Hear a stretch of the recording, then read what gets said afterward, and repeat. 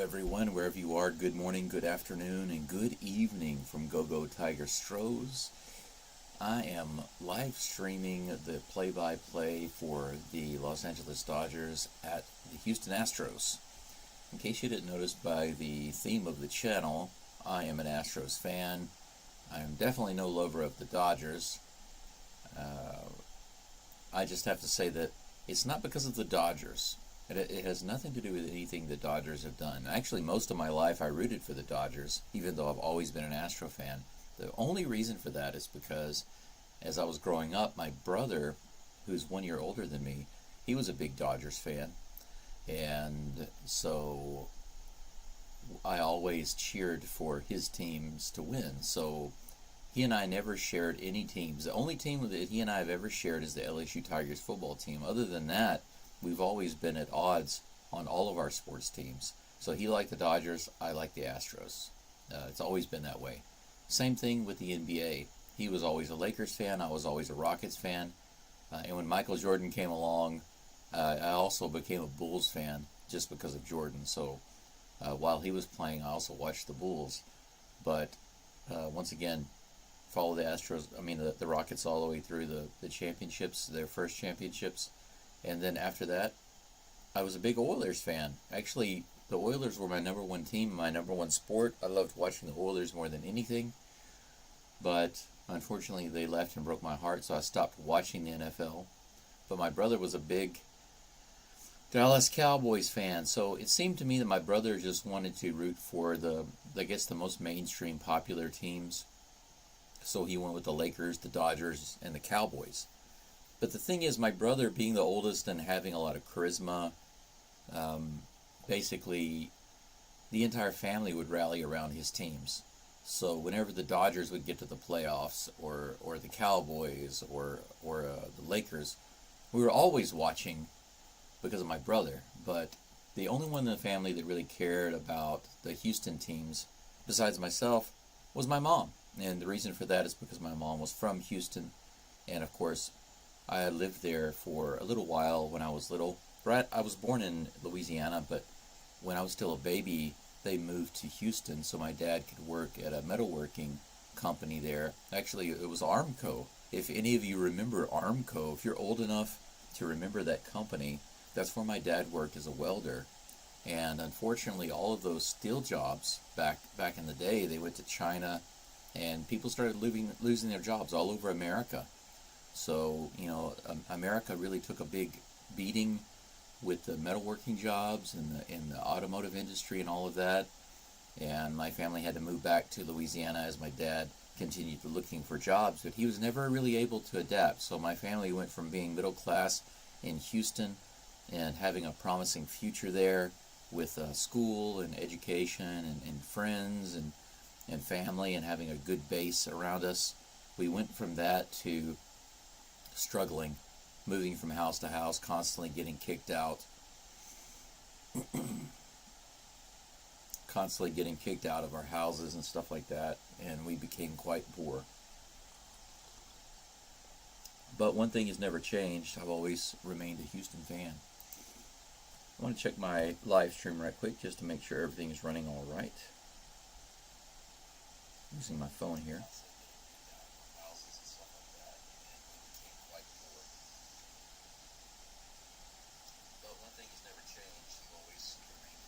Okay, there we go. Turn this down.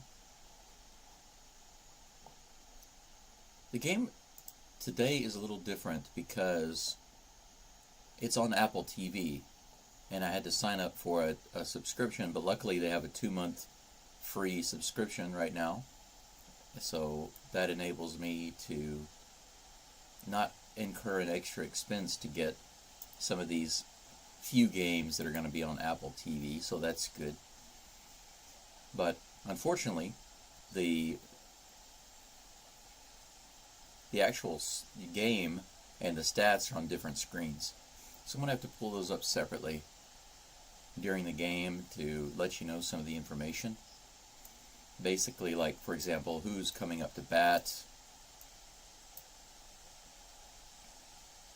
what their averages are, and et cetera, so on and so on.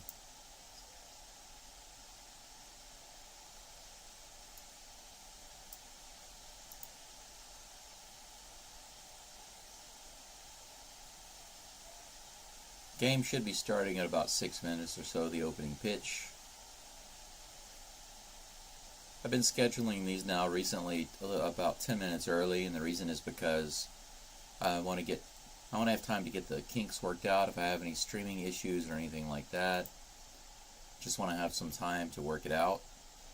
Today, it was probably the first time where I had extra time to prepare and everything was done ahead of time, and when I logged in, everything was working perfectly. And that's the reason why, because everything was prepared and ready to go. But it seems like in the past, what has happened in the past is basically I also have everything prepared and ready to go, but for some reason when I open the software and I click, go live, then it just would have breakdowns and problems. So I decided to play around with some things yesterday while I had some free time and see if I couldn't correct that. See if I couldn't correct that, and it seems like I was able to do that.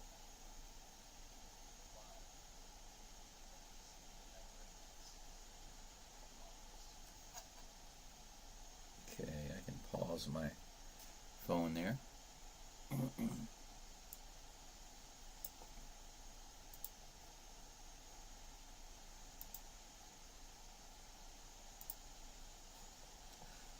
Okay, it seems the audio is good. There's one thing that I don't like, even though I got a new headset with a new mic attached to it, it seems like there's a little bit of a hiss in the audio, and I want to see if there's a way in the future that I can eliminate that, so all you hear is my beautiful voice.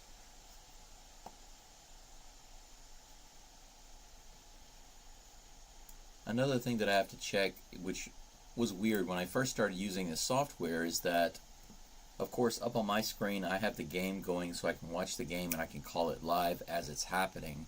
Unfortunately, I can't show it to you. I really wish that I could, but it's I would get a copyright strike. This live broadcast would be taken down, and by YouTube within a matter of minutes probably, and then I would get a strike against me, and so I can't do that. But I also can't share the audio.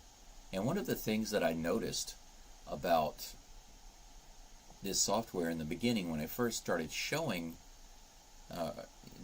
my very first live video, it's still posted. If you go back and you click on my very first live stream, you'll notice that for much of the beginning of the live stream, you could actually hear the game.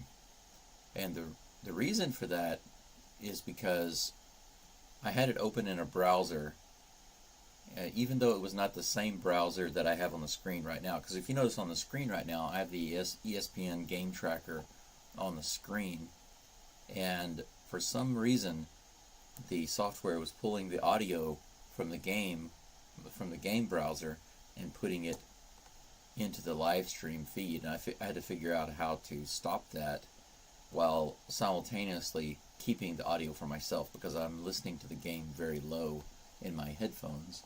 This way I can pick up some extra information and stats and things like that while the game's going. Sometimes it's not clear what's going on.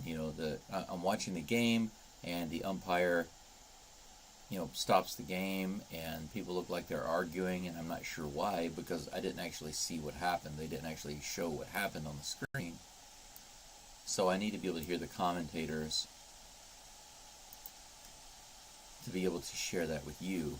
And obviously turning the volume all the way down is not an option to avoid that problem. So I had to figure out how to get that fixed in the live stream software. But right now everything seems to be going well, and this game is going to be a much easier, more comfortable game for me to call, because It starts at 9:10 in the morning for me. I am in Hiroshima, Japan. Sometimes I have to get up at like 3 o'clock, 4 o'clock in the morning to do these games. But several games coming up are going to be around 9 o'clock, and I am on summer break from school, so I don't have to go on weekdays to the school to study Japanese. So over the next few weeks, I'm going to be able to be here and do these games.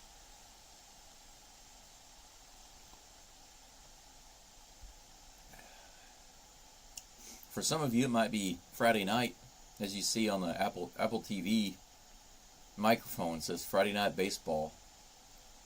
They were just interviewing Chaz McCormick. I hope Chaz can continue his hitting from that home run he had a couple days ago. Let me give you a little bit of information here about the game. Framber Valdez is on the mound for the Astros.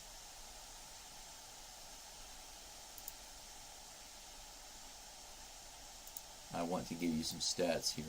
Let me move it on the screen. Shohei Ohtani is going to be leading off for the Dodgers. Framber Valdez is on the mound, of course. Framber.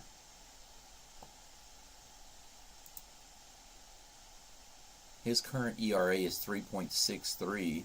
According to ESPN's page, they're giving the Astros like a 58% chance of winning this game. Not quite sure why. Maybe it's because Dodgers are missing some key players. Could be.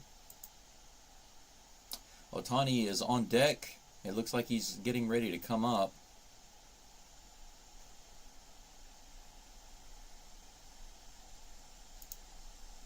And he's walking up to the plate now. So we're about to get started here at Minute Maid Park in Houston.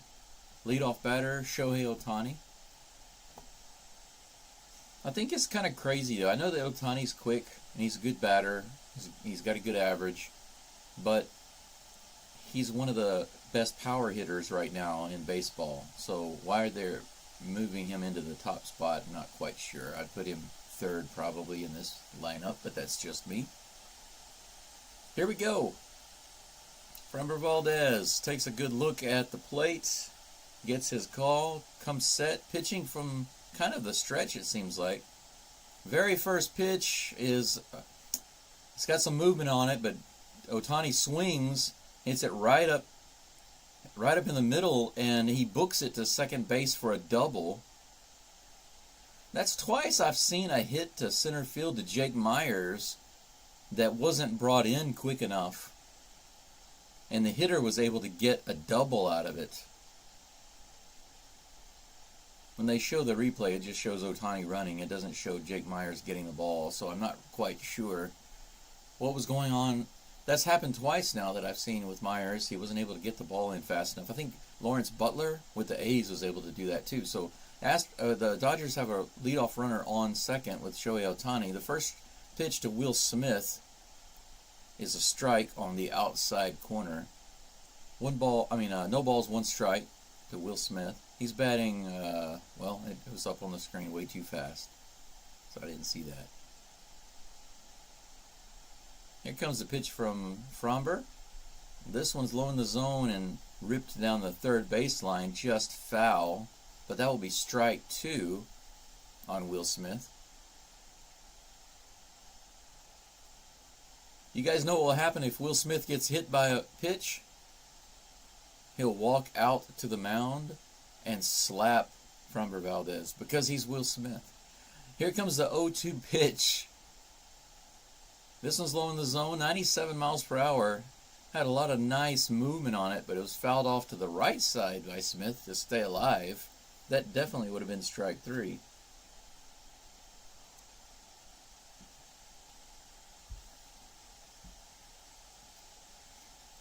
Ohtani gets his lead off. Altuve creeps in at second a little bit. Here comes the 0-2 pitch again, and again fouled off. This one goes back to the screen. So Will Smith has fouled it to the left side, to the right side, and to the back.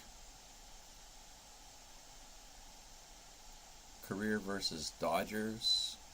a loss and a no decision. The last time Valdez pitched to the Dodgers, actually the last couple of times, it's been to no crowd during pandemic. This is the first time there's been a crowd. Wow, that pitch was in the dirt, and somehow Diaz just grabbed it, no problem. So Ohtani is not able to advance to third. That's going to be ball one. 1-2 to Will Smith, no outs. Shohei Ohtani on second. Framber Valdez dealing to Will Smith. Here comes the pitch. Little high. That's going to be ball two. That evens the count, 2-2.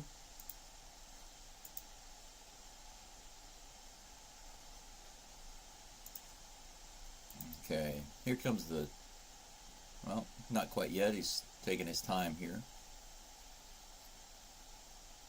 Grab some more rosin off the rosin bag. Comes back to the rubber. Looking for the signal. He's got it. Here comes the 2-2 pitch to Will Smith.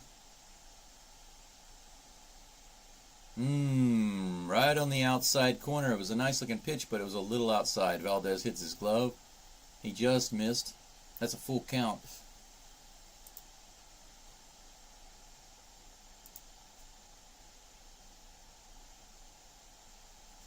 Still trying to pull up the stats on MLB.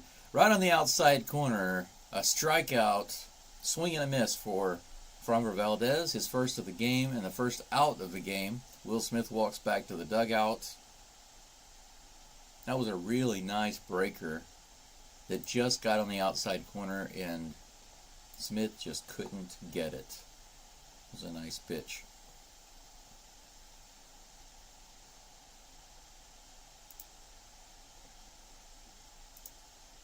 So now the Astros will be facing Teoscar Hernandez.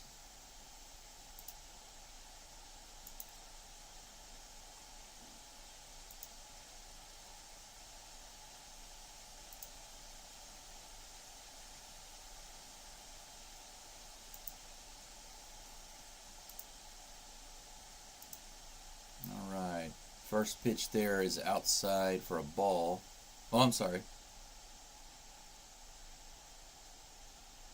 Inside. That was a bouncer off the dirt.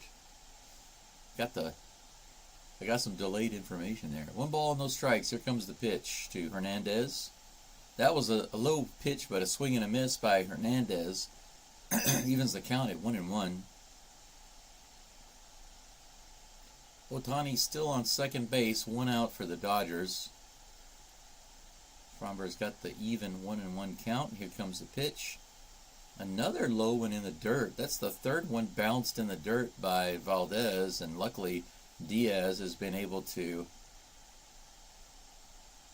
catch or abruptly stop all of those balls and keep them in front of him so that Ohtani can't advance. 2 balls, 1 strike. Here comes the pitch to Hernandez. Right down the middle, he lines it out to right field. And it looks like McCormick's going to be able to get over and get it, no problem. Ohtani can advance pretty easily to third base on a tag. So with 2 outs, Ohtani gets to third base.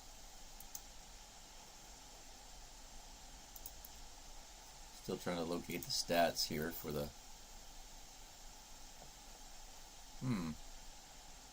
I don't see the stats for the game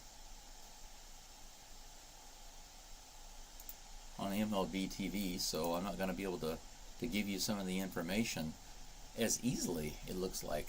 I might have to use my ESPN game tracker to update that information. Andy Pages comes up to bat.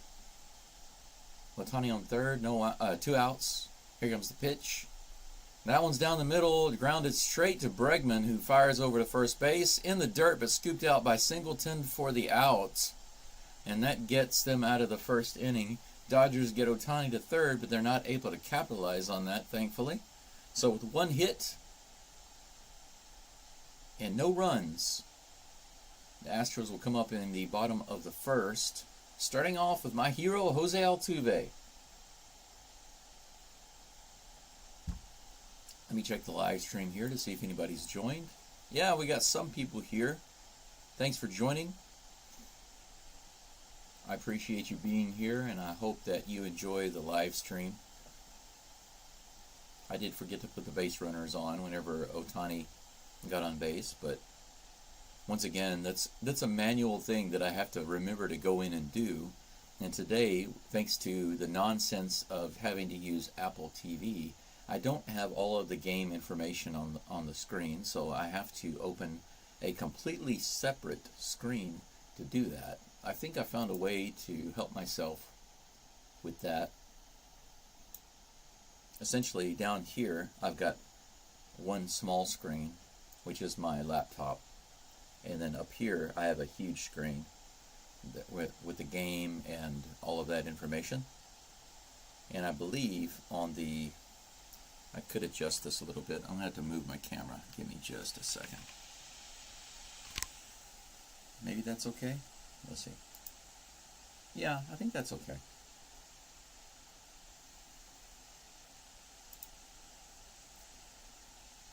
Okay, so this will work for now.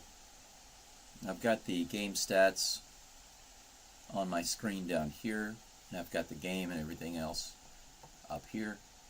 And with that in place, I will more easily be able to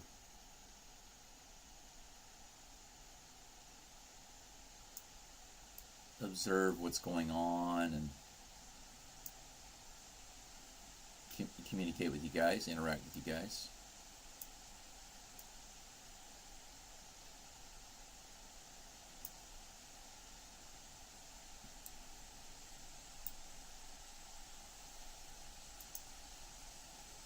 All right. There we go. Gavin Stone is on the mound for the Dodgers, about to deliver the first pitch to Altuve on the outside corner, fouled away. First pitch swing again by Altuve. He continues his famous MO. Here comes the second pitch, bounced to the third base side. That one was way outside. He managed to get out there, and that only Altuve can do that. The pitch was way outside. He had to lunge out there to get it, and he still pulled it down the third base side. Third pitch is down the middle, and he fouls out. He flies that one up. 3 merging out in right field. Second baseman makes the catch. It's Lux. Altuve will go down after 3 swings. Out number 1, Alex Bregman comes up to bat.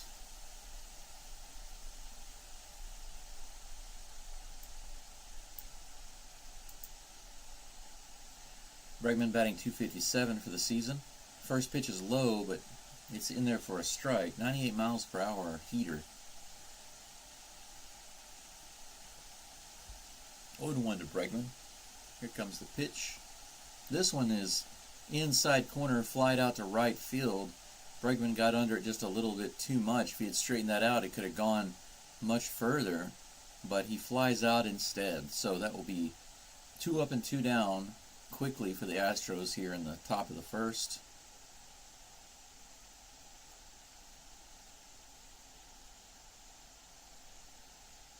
Here's the lineup, by the way. Yordan Alvarez is up next. He is the DH today, so that means Joey Loperfido will be out in left field.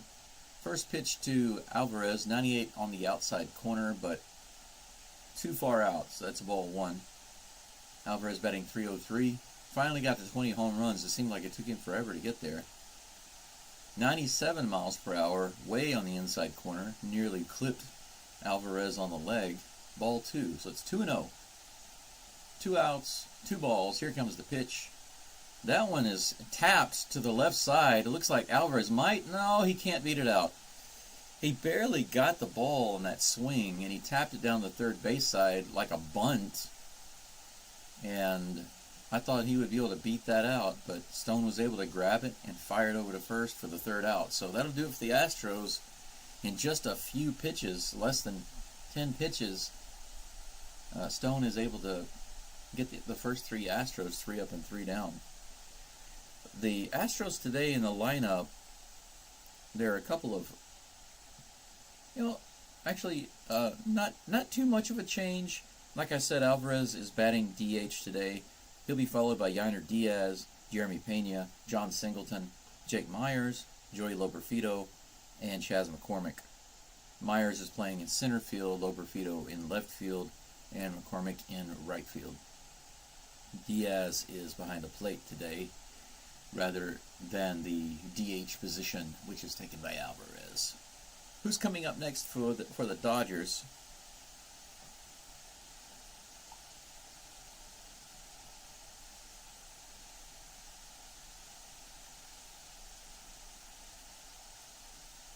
It looks like it's going to be Pages, I believe. No. He actually did. He actually did come up already.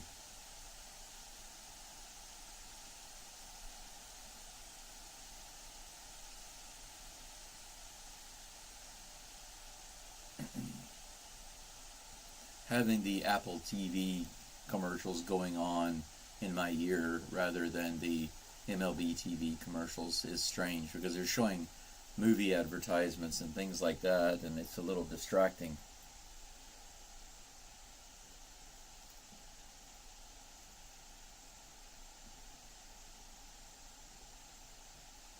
Yeah, I think that Pages will be coming up. No, he's the one who grounded out to third.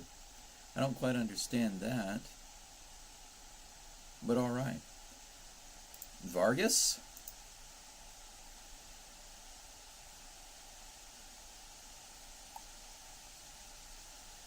Vargas, Hernandez, and Biggio here in the top of the second.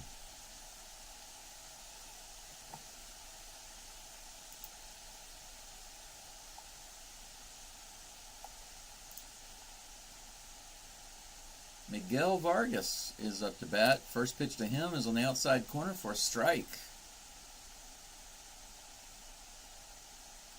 Yeah, Mookie Betts and Freddie Freeman. Neither of those guys are in the lineup today. Next pitch is a breaking ball low and inside. Swing and foul away for strike two.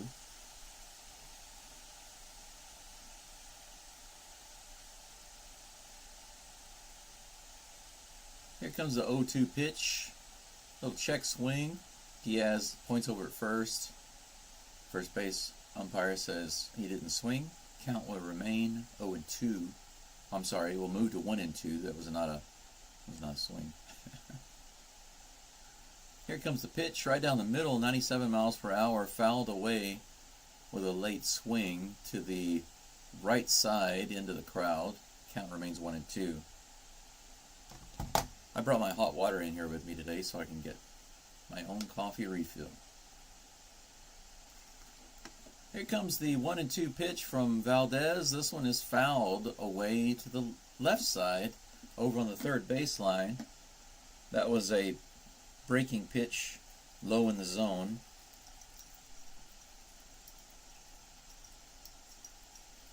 There we go. Count remains 1-2, but here comes the pitch. Low and inside, taken for ball two.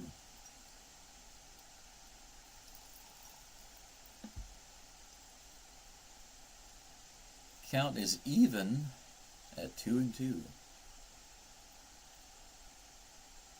Framber gets the signal that he likes, and here comes the pitch.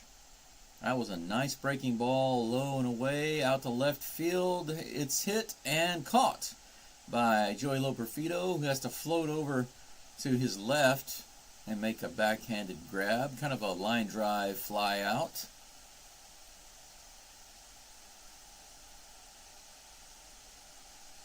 One away here in the top of the second. That brings up to bat, after Vargas, Hernandez. Kike Hernandez? I believe that's right. First pitch is called strike. 0-1.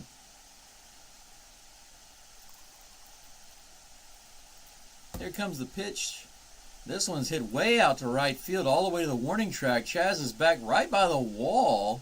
He does a little jump because he's not sure exactly where the wall is, but he's all good. He catches it just a few feet shy of the wall.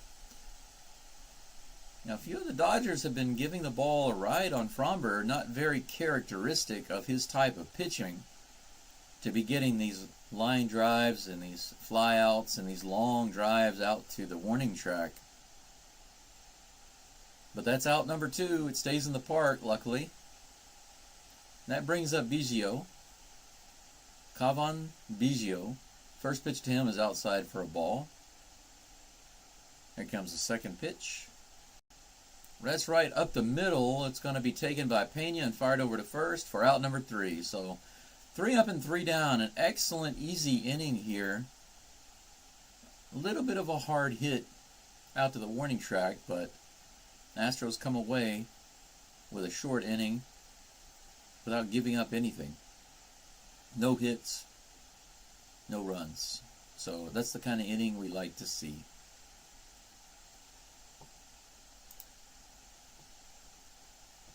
Astros coming up next will be Yainer Diaz, Jeremy Pena, and John Singleton. I'm going to try again to see if I can get the stats on the MLB website, because it's just so much easier to read. They don't abbreviate the names, and they give me all of the stat information that I want and I need to give you guys. It's so much easier. Unfortunately, on the ESPN page, it abbreviates all the player names. Now, for the Astros, it's not a problem because I know their names. But for the Dodgers, I don't know all their names. So if it just says M. Martinez, I don't know who that is. And I think they have 2 Hernandez in the lineup right now. I don't know who's who.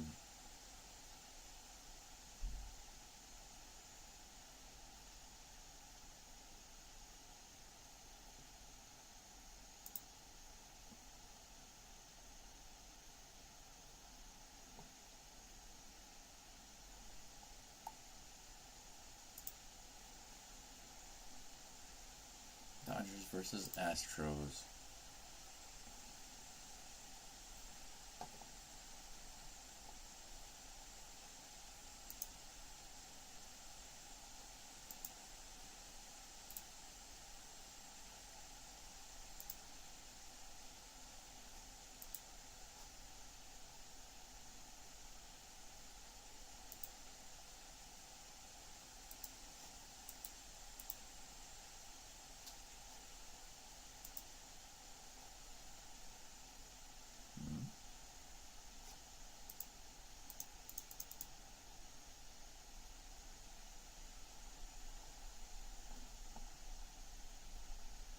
Very strange. I'm trying to pull up a game to get the stats on MLB TV, and it's giving me a game list for tomorrow.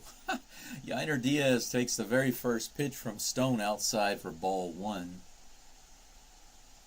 Alright, I'm going to stop messing with that for now. I'm just going to use the ESPN info as best I can. Second pitch from Diaz is fouled off to the right side down the first baseline line, way out of bounds and into the crowd. Count is 1-1 against good old Diaz. Speedster catcher. Here comes the pitch. He lines it over the right side. It's going to be through for a base hit. The Astros have their first hit of the game as Diaz singles right between the first baseman and second baseman. Just a few feet away from the first baseman. He barely poked that one through, but it was a nice, solid ground ball. Yainer comes through with a leadoff hit. So we got 1 runner on, no outs. And I believe that will bring up Jeremy Pena. This is a pour-over a coffee bag. I can only get 2 good cups out of it. First pitch is a check swing. Did he go? They're going to say he did, so that's strike 1 on Pena. The first cup of this pour-over coffee bag is strong. Second one is weak, but it's still drinkable, so it's all good. Here comes the 0-1 pitch to Pena. That was a little low, just barely out of the zone. Could have been called either way. It was right on there. But Pena takes it for ball 1. 1-1. That's the count on Pena. Yainer Diaz on first base, no outs. 1-1 pitch. Here it comes from Stone. High fastball, 97 miles per hour, kind of off the fist. Pena Fouls it off into the crowd on the right side towards the first base dugout. Strike 2. 1 ball, 2 strikes.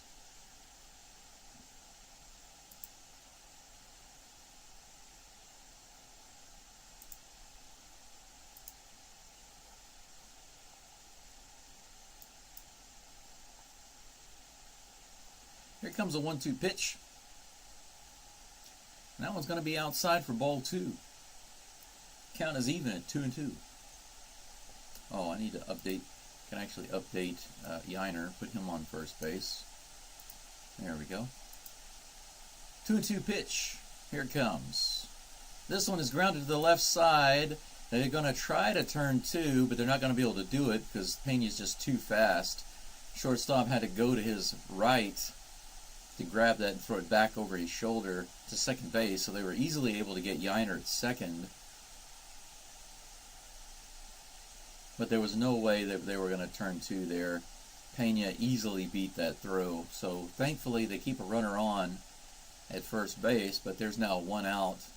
And I believe that brings up John Singleton. Big John, who's got some power.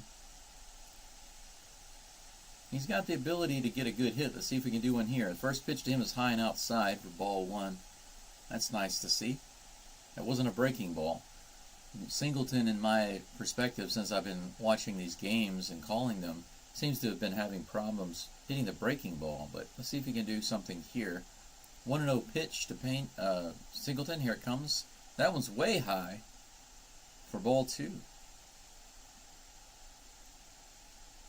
If he just keeps throwing balls like that, that's fine too.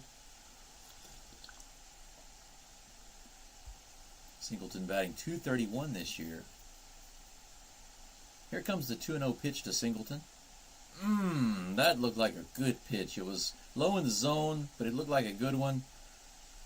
Singleton hacked at it, couldn't make contact, so that's strike 1.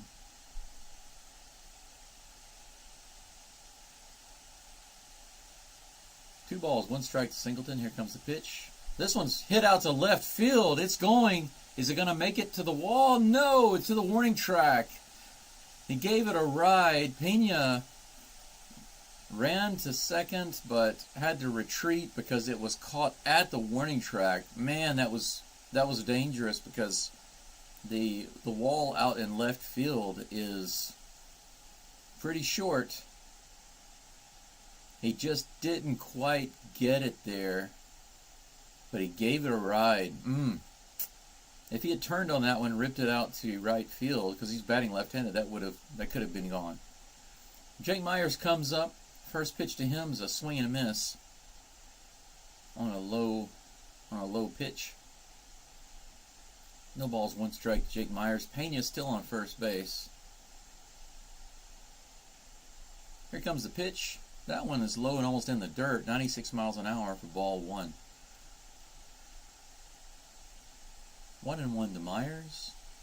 They've got his home run probability listed as 4%. Let's roll a 4, Myers. Here comes a 1-1 pitch. Low and away for ball 2. Myers is ahead in the count. Wow. A rare thing.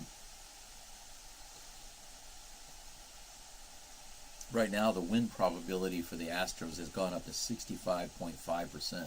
I wonder why. Strange. 2-1 count. Here comes the pitch, and that one's in there. 90 miles per hour on the outside corner. A little low and outside, but a nice pitch by Stone. And that evens up the count, 2-2. Myers calls for timeout. Steps out of the box and takes some practice swings. It's nice to see Tucker in the dugout there. He's chatting with Hunter Brown, but really, really anxious to get him back in the game. Here comes the 2-2 pitch to Jake Myers. Nope. He turns and fires over to first, trying to pick off Pena, but Pena gets back just in time. Crowd boos a little bit. Myers' home run probability just went down to 2%. That's strange how they can update these stats like that. This pitch is high and inside and fouled into the Dodgers dugout by Myers. There's a guy in the Dodgers dugout with an Astros hat on. I guess he's staff. I don't know. Maybe security or something, but I don't know. That's strange. 2 balls and 2 strikes. I do like that they have the pitcher count on the TV so I can see it. Pitch is low and away. A little check swing from Myers, but he easily holds back. That's going to be a full count. It's kind of an afterthought. The Dodgers catcher points down to first base, but he's like, no, he didn't go on that. Full count. 2 outs. Runner on first base. Here comes the pitch to Myers. Pena runs. This one's bounced into the dugout again by Myers. It looks like Jake Myers has something against the Dodgers, and he's trying to soften them up with some hits into the dugout.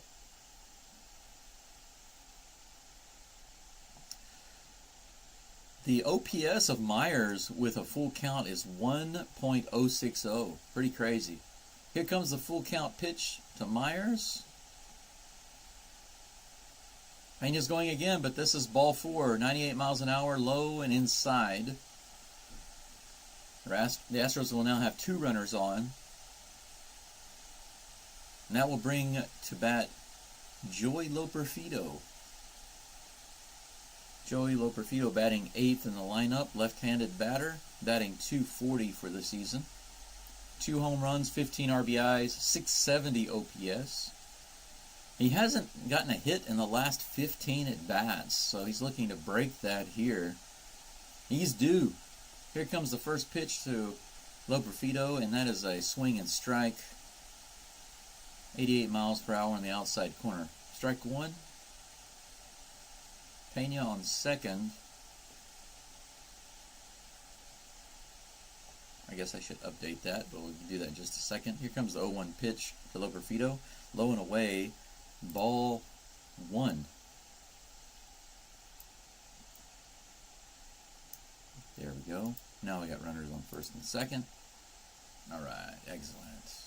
Myers on first, Pena on second. Loperfido with a 1-1 count. Here comes the pitch. Way high, 97 mile per hour heater. Taken for ball 2. Loperfido ahead in the count. You know what I'd like to see is I'd like to see them walk Loperfido and walk in a run with McCormick, and then Altuve come up with bases loaded. That's what I want to see. Here's the 2-1 count pitch to Loperfido, way inside.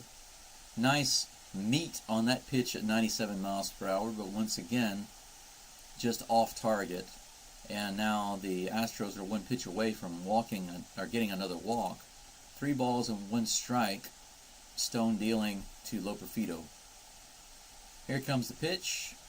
And he hits this one right through the gap. It looks like there might be an RBI. Is Pena going to do it? He's going to rush in, and he's going to make it into the plate. RBI single by Joey Loperfido brings in the first run of the game, and the Astros are on the board 1-0 over the Dodgers. Runners at first and second. That was a perfect opposite field hit. Couldn't have been better placed. Loperfido's first hit in 16 at-bats. Must have felt good there to bring in a run right between the third baseman and the shortstop. Perfectly placed. The speedster Pena was on second base. The Dodgers had no chance. They tried to throw it into home, but it was cut off because there was just no chance of getting the speedy Pena. So now there are 2 outs, 2 runners on for Chas McCormick. His home run probability is 4%. He hit a home run in the game 2 days ago. This one is a strike, swing and a miss, 98 miles per hour. A little bit more beef on that one for Stone. Maybe he's a little upset with himself right now. He's putting it into his pitches. So swing and a miss, strike 1. 0-1 to McCormick. Here comes the pitch. Ooh, 98 down the middle and another swing and miss by McCormick. Gavin Stone might just be decided. He's already decided that he's angry and he wants to throw fastballs right down the plate. Let's see if McCormick can actually get around on it, do something with it. Put one over the fence. 0-2. Here comes the pitch. Low and away. 92 miles per hour. Got away from him a little bit. 1 ball and 2 strikes on McCormick. Good discipline on McCormick there not to come around on that pitch, because he could have very easily been expecting the same thing. And, coming in at that fast, you don't have a whole lot of time to think about it. You got to kind of decide quickly and swing. 1 ball, 2 strikes. Here comes the pitch from Stone, who is sweating profusely. High inside fastball. McCormick goes down swinging. 98 miles an hour. But the Astros do come away with a run in that inning. Astros are leading 1-0 as we come to a conclusion for the second inning. We'll go into the top of the third.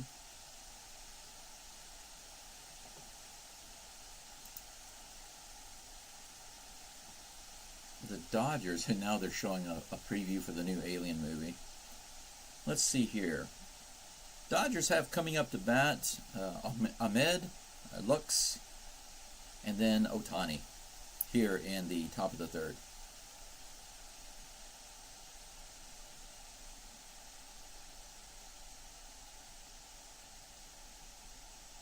So the Dodgers have 1 hit right now. Astros have 2 with 1 RBI.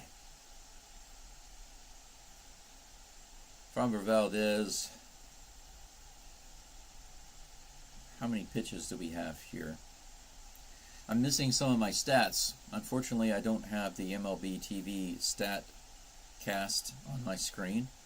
Apparently, you can't pull it up unless you're watching the game itself. They do have the radio option for the game, but they're not giving me the stats of the game along with the radio for some reason. I wonder if I can...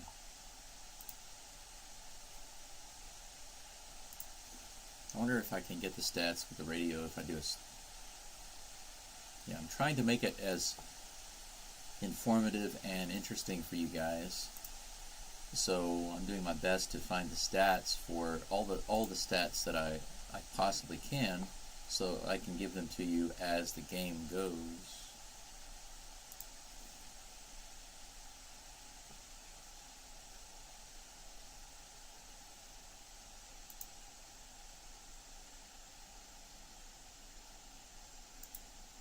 They do have the radio broadcast I can listen to, but I don't need to do that. I need to be able to see the game. Yeah, apparently I can only... The only option I have with MLB TV right now is that I can play the radio, but I don't need that. I need the stats.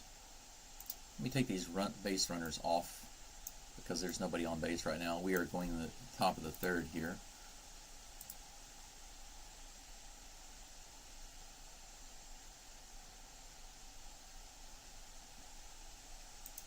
Here we go. Okay, first pitch from Framber is a strike. Nick Ahmed is batting, 241 average, 2 home runs, 16 RBIs. Is that right? 16? Man, they put these stats on the screen fast. I really have to pay attention. I'm not used to that because usually I have all the stats just on my screen permanently for each player during the game, and I can just look at it and tell you, but with Apple TV, they flash it up there and it's gone, and I don't have it anymore. And there's a lag on the stats at ESPN. They don't give me all the information, so I just really have to pay attention to this broadcast, I guess. I gotta pay attention, man. Second pitch was fouled away by Maid, and that'll be strike 2, so it's 1-2. There was actually a ball. I didn't see that. While I was looking for the stats, I missed that. And speaking of ball, that one's low in the dirt for a ball 2. 2-2 against Nick Ahmed. He did a kind of a mock practice swing there. It looked like he was swinging a golf glove.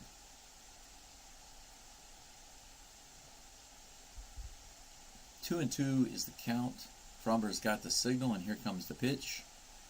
Right down the middle, hit out to right field pretty deep. It looks like McCormick's got a play in the corner, and he does. He kind of overruns it a little bit, but he's able to come back and grab it. No problem, so out number 1. Once again, a deep fly ball off of Framber. Not so typical of him. They're doing an interview with Clayton Kershaw right now. One of those guys that just doesn't seem to have any good luck in the playoffs, right? Plays great during the season and then breaks down in the playoffs. Kind of sad. Strike 1. Delivered on the inside corner.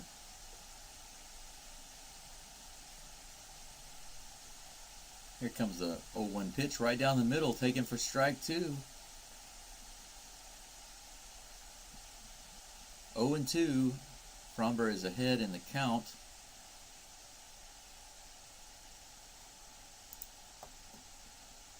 That's Lux at the bat. Nice pitch by Framber. A breaking ball low. Lux swings around, looks kind of goofy. And he's going to hang his head in shame and walk to the dugout. That's strike 3. Framber looking good so far, getting the flyouts and the strikeouts. That was a beautiful pitch. Lux's strike, it looked like a middle school kid trying to hit that ball.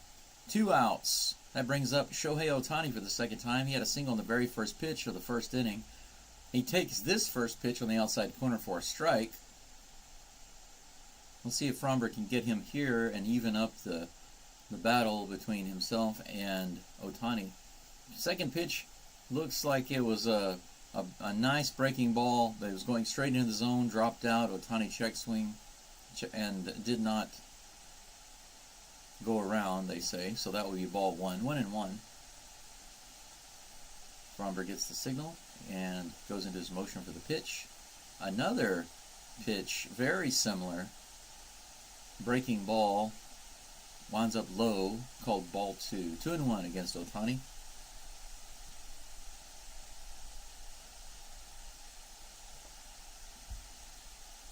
And Clayton's laughing at how Framber was confused that Shohei didn't swing at that.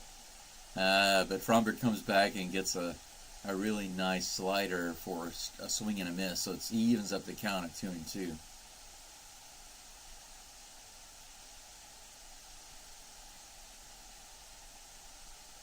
Two and 2 is the count Framber's got against Ohtani with 2 outs here in the top of the third. Astros trying to have 3 up and 3 down here. 3 good innings against the Dodgers. Here comes the pitch. This one is lined out into left field, and Loperfido is able to make an amazing catch. It looked like it was going to float over his head, and he dove at the last possible moment. He had to jump up and dive at the same time and catch that ball over the shoulder. An excellent hit by Ohtani, but taken in by Loperfido, who continues to amaze with his plays in the outfield. What an excellent catch there. He had to jump up and dive forward to catch it over his shoulder all at the same time. What an excellent play. He cancels Ohtani's bid for a second extra base hit. And now the battle from against Ohtani, between Ohtani and Valdez, it's even at 1-1. Valdez won, Ohtani won. The Astros are leading 1-0 going into the bottom of the third. And one moment I'll tell you who's coming up to bat. Should be Altuve. That is correct. Jose Altuve, my hero, is coming up. He flew out in the first inning. He was making contact with the ball, fouling it off and then flying out. So hopefully he'll be able to do something here. Followed by Alex Bregman and Yordan Alvarez. Top of the lineup for the Astros.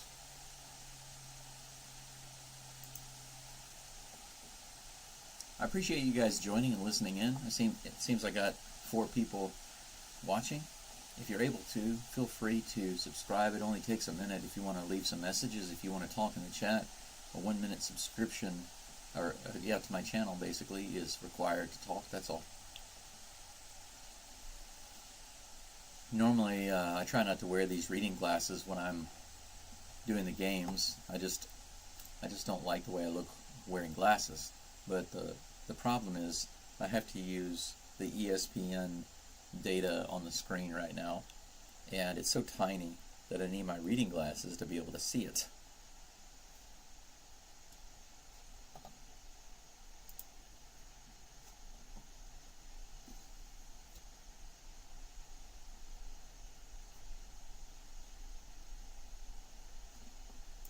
See if I can get the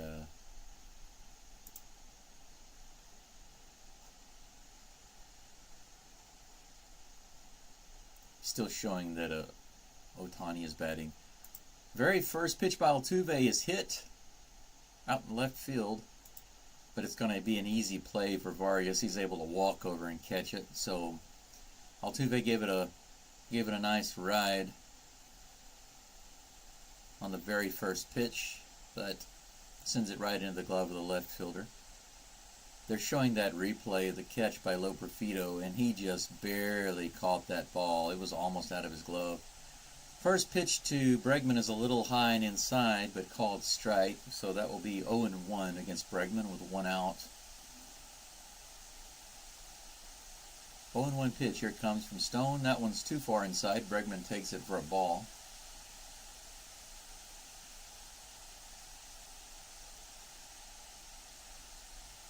One ball, 1 strike to Alex Bregman. Here comes the pitch from Stone.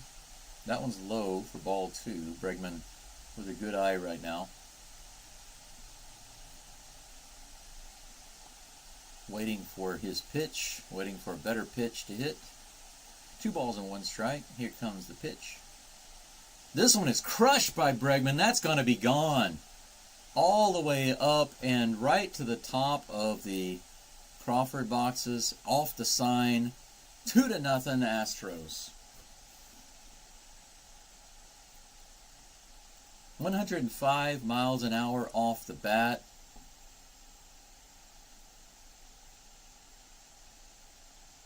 Right up off the signs above the Crawford boxes there. Just a perfect hit. Bregman had an excellent at bat.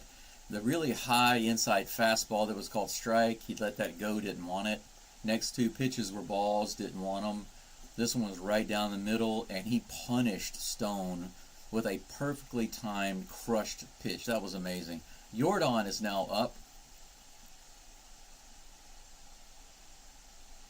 Air Jordan, first pitch in the dirt for ball 1. Be nice to see him crush one out. He needs to start hitting some long balls. This one, a swing and fouled back, so the count will be even now, 1-1. Yeah, Bregman knew it as soon as it was gone. He hit it, took one look, and then he just started trotting to first base. That was a no-doubter. No, absolute no-doubter. Here comes a 1-1 pitch to Alvarez. Oh, inside, almost clipped him.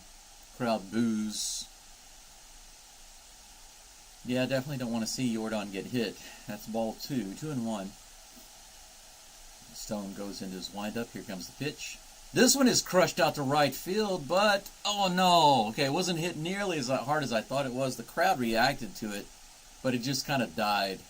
I guess it hit the dead part of the bat because it looked like he got a good swing on it, but it was right into the mitt, or right into the glove of the right fielder. No problem pulling that one in, so that's out number 2.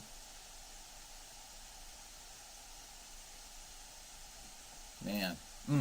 Yainer Diaz comes up to bat. Very first pitch, he grounds down the third baseline. It's going to be a long throw for the third baseman. He's barely able to get it there. Yainer's not a slow guy, but that'll get the Dodgers out of the inning, but not before the Astros get a crushed solo home run from Alex Bregman. The Astros are now up 2-0.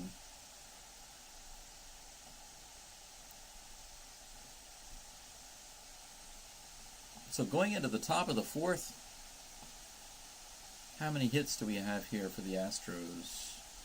1, 2, 3. 3 hits. Astros are leading the Dodgers with 3 hits and 2 runs.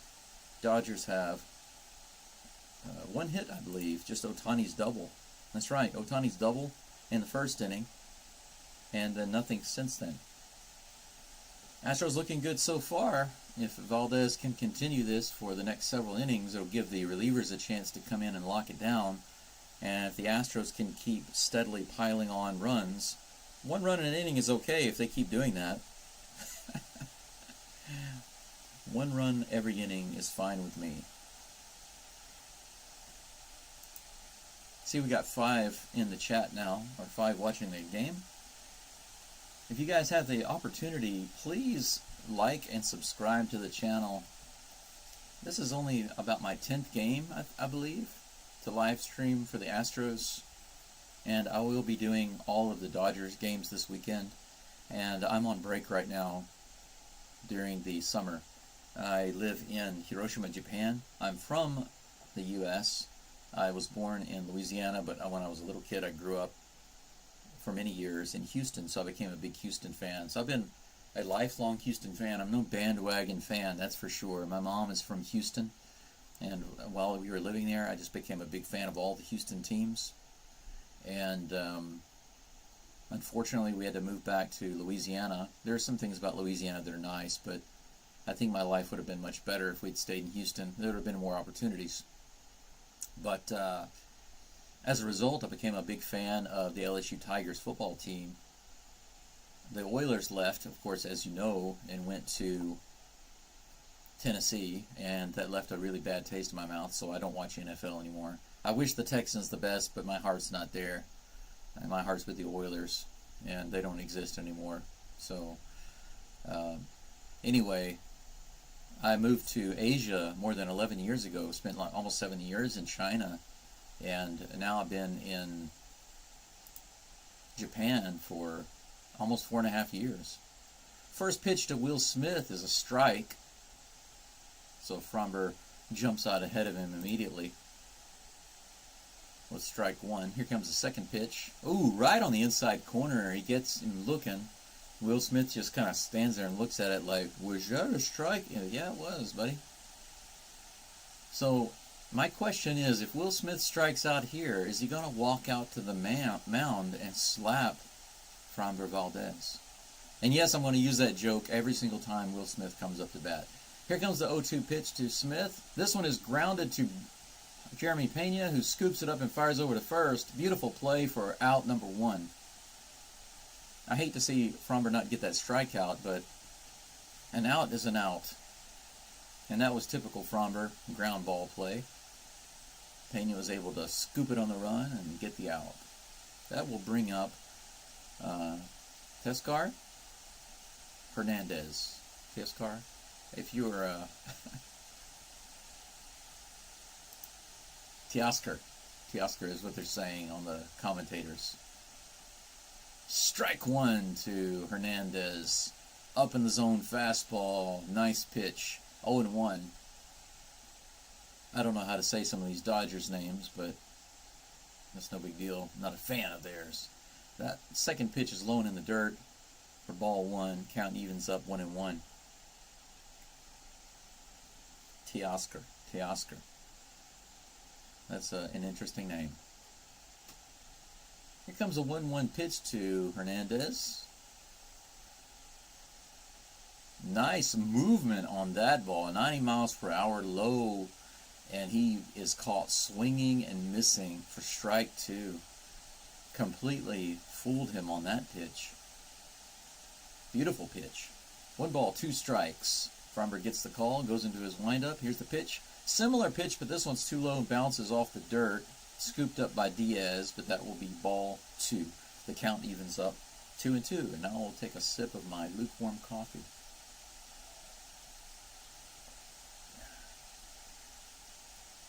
The even count, 2-2 with 1 out in the top of the 4th. Teoscar calls timeout and is given timeout while Valdez was just in the beginning motion of his pitch. Crowd boos. Boo. Teoscar Hernandez signed with the Astros, actually, when he was 18 years old. That's interesting. Well, it looks like he got him. This low pitch, 92 miles per hour. Hernandez swings, tips it into the glove of Diaz, who's able to hang on to it. And the Framber gets the strikeout. That's out number 2. Wow. That was a beautiful pitch. I'm sure that Hernandez was not expecting that ball to drop so much. He tried to get it and he couldn't golf it out. 2 outs. First pitch to Andy Pages is a strike. Pages is how you say his name. I'm sorry. It's a G, not a J, so I didn't know it was Pages. I've been calling him Pages. Pages. Second pitch, high outside, but a swing and a miss for strike 2. So really quickly, Framber jumps all over Pages for an 0-2 count. Framber walking around the mound, squinting like he's thinking about something. I don't know what's going on there.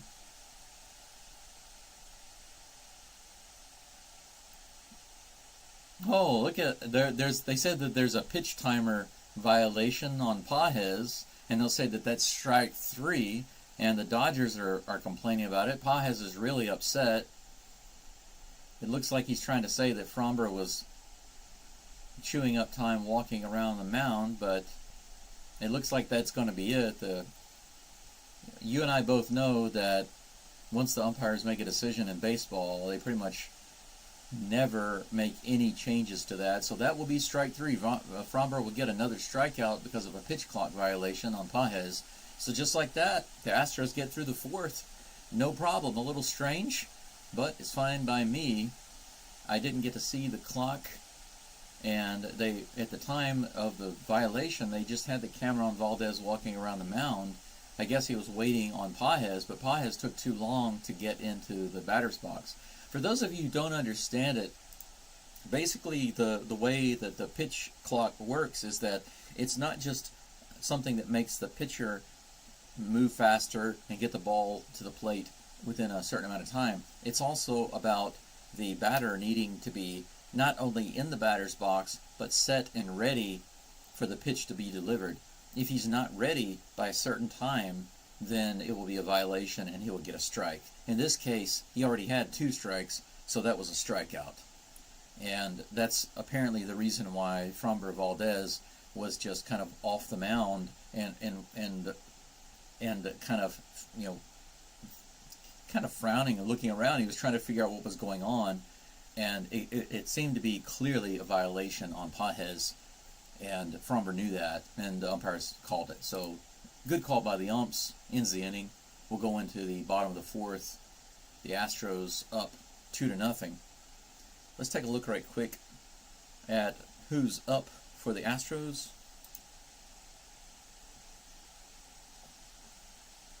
Jeremy Pena will lead off the Astros here in the bottom of the 4th, followed by John Singleton and Jake Myers.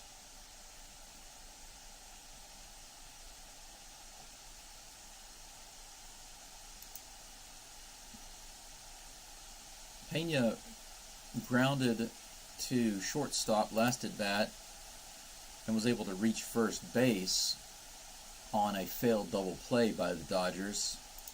And Diaz was out at second base. That turned out to be good because even though Diaz is not slow, Pena is a speedster and he was able to score later. First pitch to Pena is outside for a ball.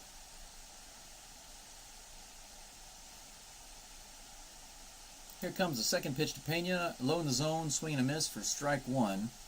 1 ball, 1 strike to Pena. I really like Pena's speed and power. This hit is all the way out to left field and over the head of Vargas. He tries to make a catch exactly like Loperfido, but he's not able to pull it off. It goes over his head, and Pena dances. He shakes his hips and does a little dance with the muscle pose at second base. A leadoff double by Jeremy Pena. That was hilarious. I was just saying that I like the power of Pena, and I really wish that he could start getting more hits. And as soon as I say that, he does. But it's funny because this looked like it was an identical hit that was hit by Shohei Ohtani to Loperfido. It was over the head of Vargas out in left field, and he jumped and dove up to catch it over his shoulder, but he was not able to pull it in. John Singleton is now up to bat, and the very first pitch he fouls off down the first baseline, just barely foul. That would have been an easy out, but it would have advanced Jeremy to third base. No balls, 1 strike to John Singleton. He did fly out on a hard strike out to left field, opposite field, all the way out to the warning track. Here comes the second pitch, high for a ball, 1-1.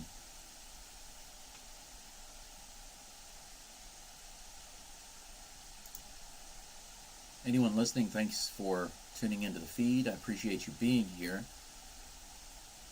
Right now, John Singleton is facing Gavin Stone. Here's the 1-1 pitch, and it's low. just out of the zone for ball 2. So it's 2-1 against John Singleton. Jeremy Pena is on second base, and I need to update that, by the way. I need to put him on base. There we go. Here comes the 2-1 pitch to Singleton. Low and inside for ball 3. Gavin Stone missing some important pitches against John Singleton. Singleton is not Yordan Alvarez, so I'm not really sure if it's just a control issue or what. But it's 3-1. Here's the pitch. This one is inside and high in the strike zone, but fouled away by Singleton. So Singleton takes a swipe at a decent pitch. Not an excellent pitch, but it was a strike. Full count. Jeremy Pena on second. No outs. Full count. Here's the pitch to John Singleton. This one is crushed out to right field, and he immediately drops the bat. That is gone to the upper deck.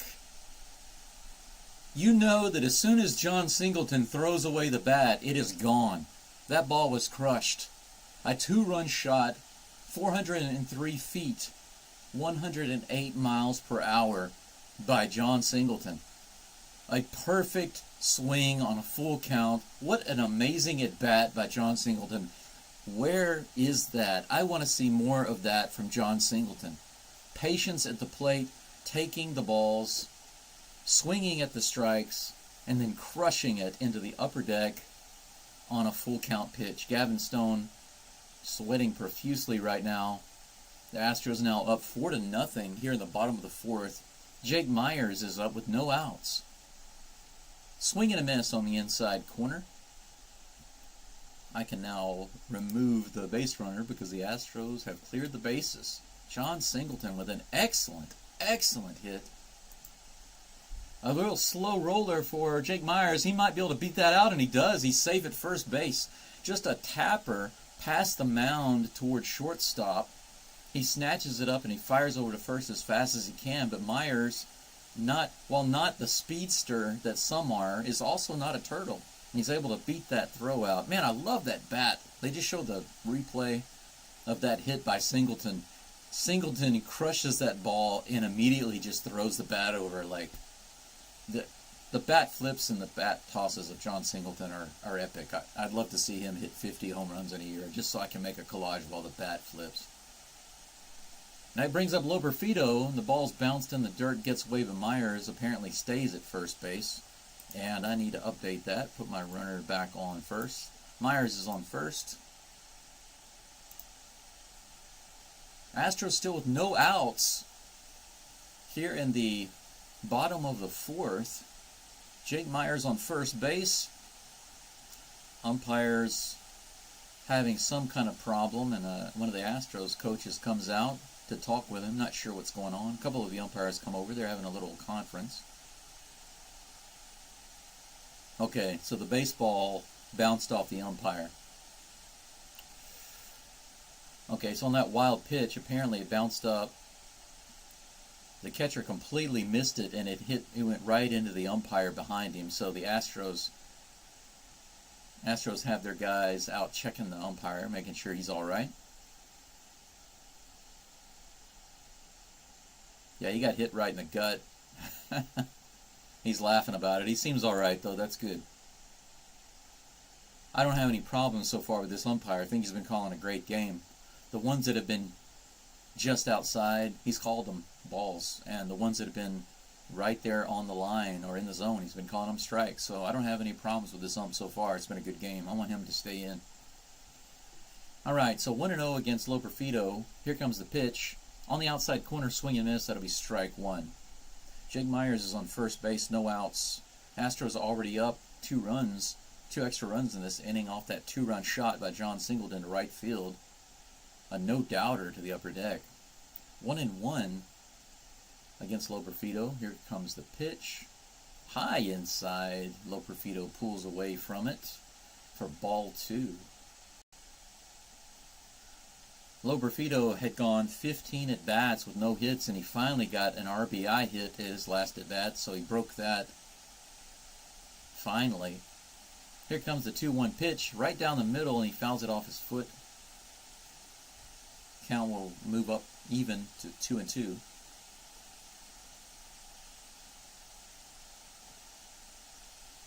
Looks like I lost a couple of listeners. I guess they were Dodgers fans.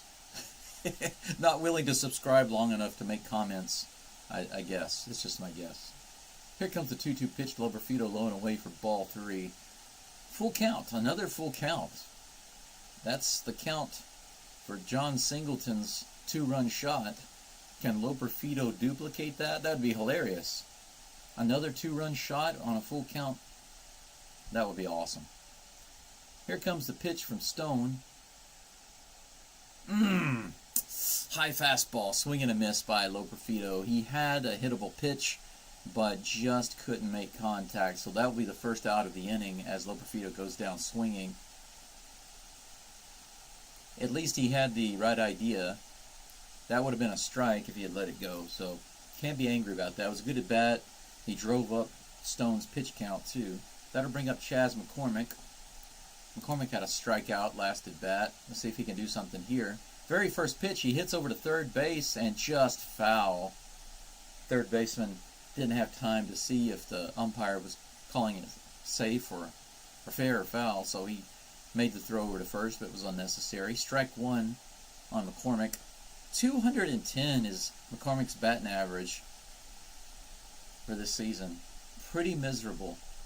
He needs to really turn it around. He did have a home run a couple days ago, but since, just hasn't done well overall this season. Second pitch to him is high in the zone, but is a strike. He calls timeout, takes a break to think about his life, I guess. 0-2.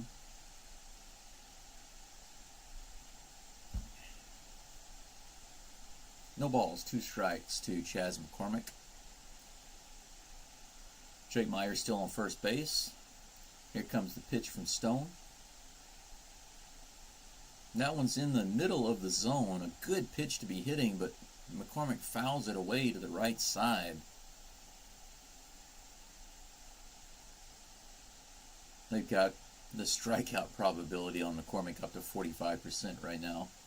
Well, the way he's been batting, he has struck out a lot, so I don't doubt it. 0-2, and here comes the pitch. This one is hit up the middle. Is it going to get down? No, it's going to go straight to the center fielder. He's able to float over and get it. Myers stays at first. Out number 2. But, now they're showing the... Yeah, now they're showing the pitch timer violation. Okay, I see what was happening. Paez had his foot out of the box and was waiting for Framber to come back to the mound. And because he wasn't in the box when the pitch timer got to a certain point, he was called for a violation. He got really angry about it, but, got to know the rules. My hero's up to bat, Jose Altuve. The little engine that could. He takes the first pitch in the dirt for ball 1. Altuve, give me another 2-run shot. Come on, man. You can do it. You can do it here. Be the hero that I know you are. Jake Myers on first, 2 outs here in the bottom of the 4th. 1 ball, no strikes against Altuve. Here comes the pitch from Stone. This one is hit, just a tapper over to the left side. Altuve's not going to be able to beat it out, so he grounds out for the 3rd out of the inning. At least Altuve is not going down striking out.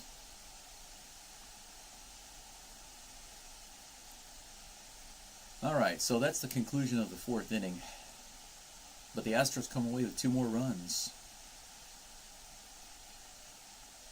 According to the ESPN win probability tracker, the Astros have a 92% chance of winning right now.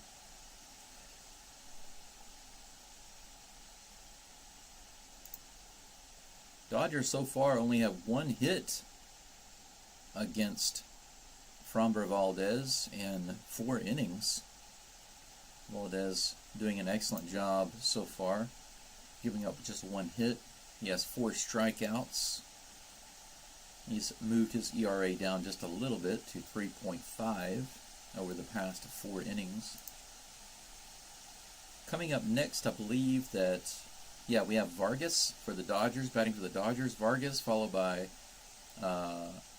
Hernandez, and then Biggio. Doesn't appear to be any other changes. Gavin Stone is up. Well, I don't know what his pitch count is. I can't see it on here. That's unfortunate. But he has pitched 4 innings, given up 6 hits and 4 runs to the Astros. 1 walk and only 2 strikeouts, raising his ERA up to 3.41. Let's see what's going on in the Astros division. The Rangers are playing the Toronto Blue Jays in Toronto, and it is in the middle of the 7th. The Rangers are leading that game 5-4, so let's hope that the Blue Jays can come back, score a couple of runs, and beat the Rangers, push them a little further away from the Astros. Are the Mariners playing? Wow. Yes, they are, and they're destroying the Chicago White Sox 10-0 in the 4th inning. That's absolutely unbelievable. Crazy. Yeah, they're showing some highlights now. Apparently there were 3 straight home runs in 1 inning for the Mariners, and they are just destroying the White Sox in just the 4th inning, 10-0. That's crazy. All right, now the first pitch here in the top of the 5th. Wow, that one was really close, low and inside. Vargas didn't like it. He complained to the ump about it, but he called it a strike, so it's 0-1. He's got a case, though, but it was close. Here comes the next pitch. Very nice pitch. That one was almost in the same location, but much more in the zone than the last pitch. Strike 2. 0-2 against Vargas. Let's see if Valdez can get him to bite on this 3rd pitch. He goes into his motion, and here it comes. He does get him to bite, but he fouls it away. That was a good choice in pitch for Valdez. Throw it in the bottom of the zone and make the bottom drop out. It was almost in the dirt, but Vargas was probably scared to let it go. Just got a piece of it, and he stayed alive, so it's 0-2. Here comes the next pitch. Oh, right in there in the top of the zone. He catches him looking. Fastball right in there. Strike 3. Valdez rings up, I believe, his 6th strikeout of the game. That's right. That's his 6th strikeout. Valdez up to around 55 pitches, it looks like.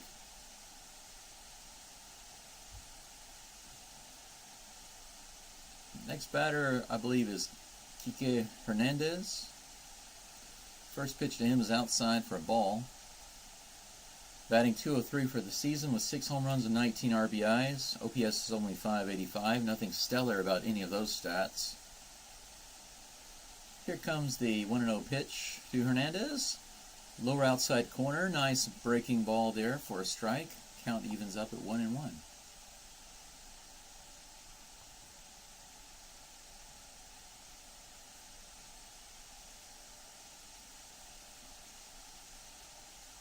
Here comes the 1-1 pitch to Hernandez. Right down the middle and fouled away into the crowd down the first base line. That will be 1 ball and 2 strikes. Oh, man. I wish I had a teleport machine so I could just step into it and be at Minute Maid Park, watch one of these games, then when it was over, get some food, step back into it, and be back in Japan. Sure would be nice to watch some of these games with such a full crowd. Here comes the pitch, 1-2. Bounces foul back behind the screen. Count remains 1-2.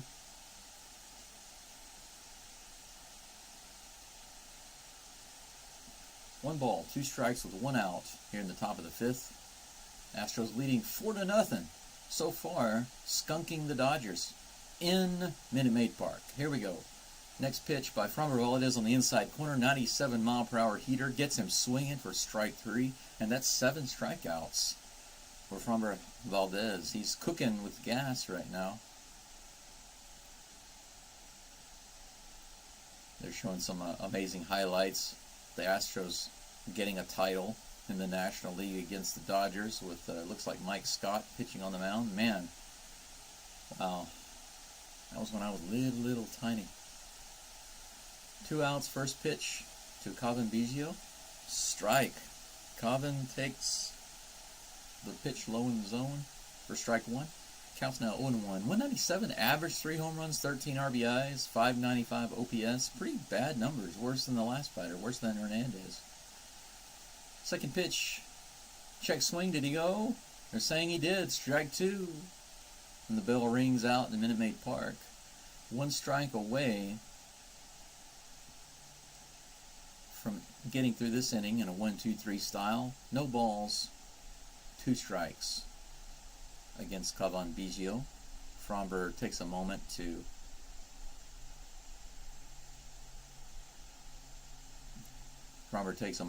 wipe his sweat off and adjust himself. Not sure if they're going to call a pitch clock violation on Framber or no, they call a timeout. So next pitch is a strike, gets him swinging, strike 3. And they've actually got Craig Biggio in the crowd right now. They show him walking around talking to people. And some of the fans are taking pictures with him. It's nice for him to stop and take pictures like that. Probably gets tons of that while walking around in Minute Maid Park. Must be cool. Sometimes maybe a little annoying, but that's all right. End at the top of the 4th. The Astros now have shut out the Dodgers through 5 innings and given up only 1 hit. Framber is having an excellent game so far. I wish I could see his pitch count. Let me see if I can load up more information on ESPN and get that to you. Astros pitching.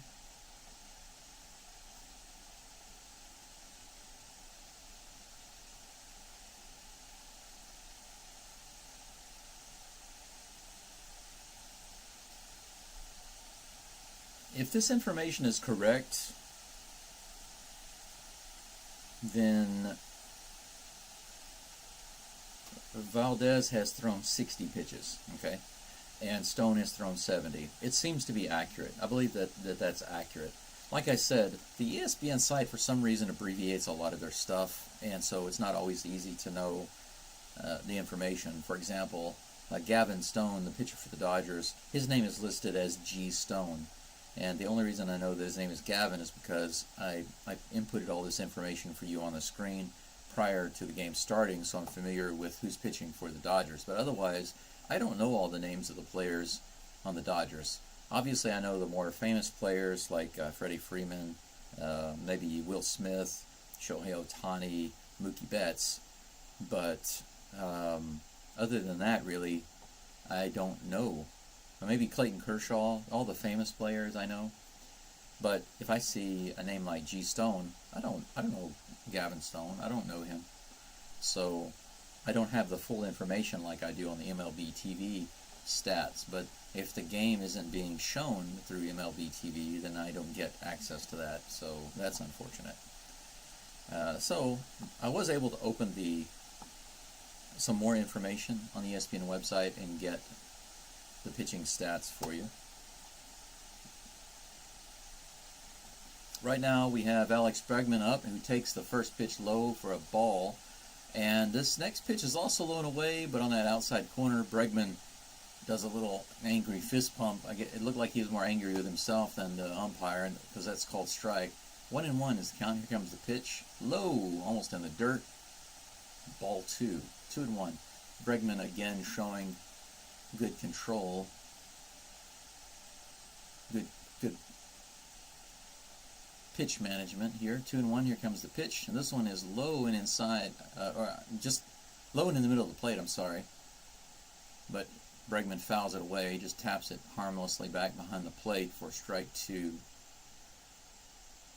Bregman did get a really nice, solid home run out to left field, his last at bat. And this one he taps very gently to shortstop, who has to fire over to first base and gets Bregman no problem for the first out of the inning. So Bregman leads off the Astros with a ground out. Now we'll bring up Yordan Alvarez, who is due for a homer. He's always due for a homer. Yordan Alvarez is like Marge Simpson, due for a homer, if that makes any sense. Here comes the first pitch to Alvarez. high and inside, just out of the zone for ball one. Pitches like that make me impressed with this umpire, because some would call that a strike, but it was not a good hit, a good hittable pitch, and it was out of the zone. The next pitch looks like it might have almost nicked Alvarez. It seemed like at first they were going to say it did, but it looks like he was able to get out of the way. Yeah, he was just able to turn and get out of the way, so that's going to be ball two. 2-0, and this pitch is in the zone for a strike. So it's 2-1. Yeah, that was close. It only missed Alvarez by barely an inch. 2-1 is the count. Here comes the pitch. This one is crushed over to the right side, but just foul. A line drive shot right down the line. First baseman is playing right on first base, right on the bag, guarding that line against Alvarez's power. 2-2. And that one's bounced in the dirt. Didn't even get to the plate, it looks like. That will be ball three. Another full count for the Astros here. Yordan Alvarez gets back in the box. He's set and ready to go. Stone looking for the signal. He finally gets what he wants, and here comes the pitch. Way high, ball four. He walked Yordan, so Alvarez doesn't get the base hit, but he does get the walk.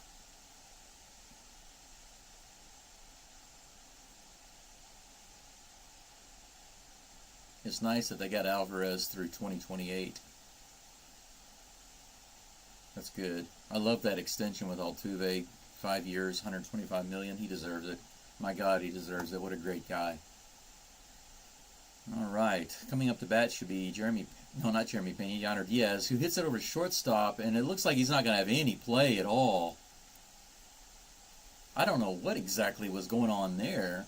Diaz hits a really fast grounder to the left of the shortstop, who had to dive over to grab it. Here's a replay. Let's see what happened. He dove over to his left, and he went to go to first base, but then realized he might have time to get Yordan at second, but by the time he threw it over there, Yordan had already beaten the throw, so he was safe. Gavin Stone expresses his frustration openly. Astros now have 2 runners on with 1 out at first and second, and oh yeah, that's right, I need to update that. I still had a runner on first. My bad, guys. There we go. That brings up Jeremy Pena. That's what I was trying to say last at bat when it was Diaz. Jeremy Pena with runners on first and second. First pitch to him is grounded to third as a big bouncer. He's going to try to do a double on Pena, but Pena is easily safe at first. So the runners don't advance. There's a force out at third base. So unfortunately, the Astros don't advance the runners, but they stay out of the double play due to the speed of Jeremy Pena. Yeah, there was no chance to get that double play there. It was a high bouncing ball. Hernandez was able to grab it and run to third for an unassisted out, but unable to beat the speedy Pena in second, or Yordan goes to sit down. Diaz is now in second. That brings up Big John Singleton, who had a crushed 2-run homer his last at bat. Let's see if he can repeat here with a 3-run shot. First pitch from Stone to him. Ooh! Right in the middle of the zone, taken for a strike. John Singleton immediately drops his bat and just looks dissatisfied with himself.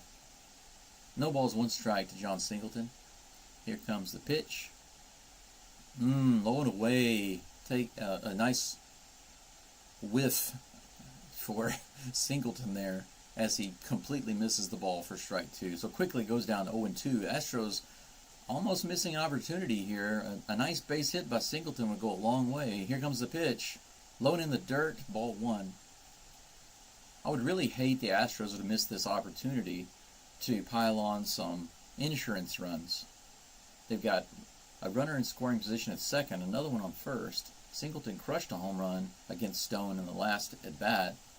Let's see if he can get another hit here. 1 ball, 2 strikes. Here comes the pitch. This one's hit high in the air. Looks like it's going to be an easy play for center field. It was a nice pitch, and Singleton had the right idea by swinging at it, but he just got too far underneath it and flew out to center field. That's going to be it for the Astros in the bottom of the 5th inning. Astros so close, just so very close. of getting at least another run in that inning, but come away with nothing. So they remain up 4-0 over the Dodgers as we go into the top of the 6th inning. For those of you who are listening to the live stream right now, I appreciate you joining me. It seems that we've got 3. I want to type a message in for you. Thank you guys for joining in the live stream. Please remember to like and sub if you haven't already.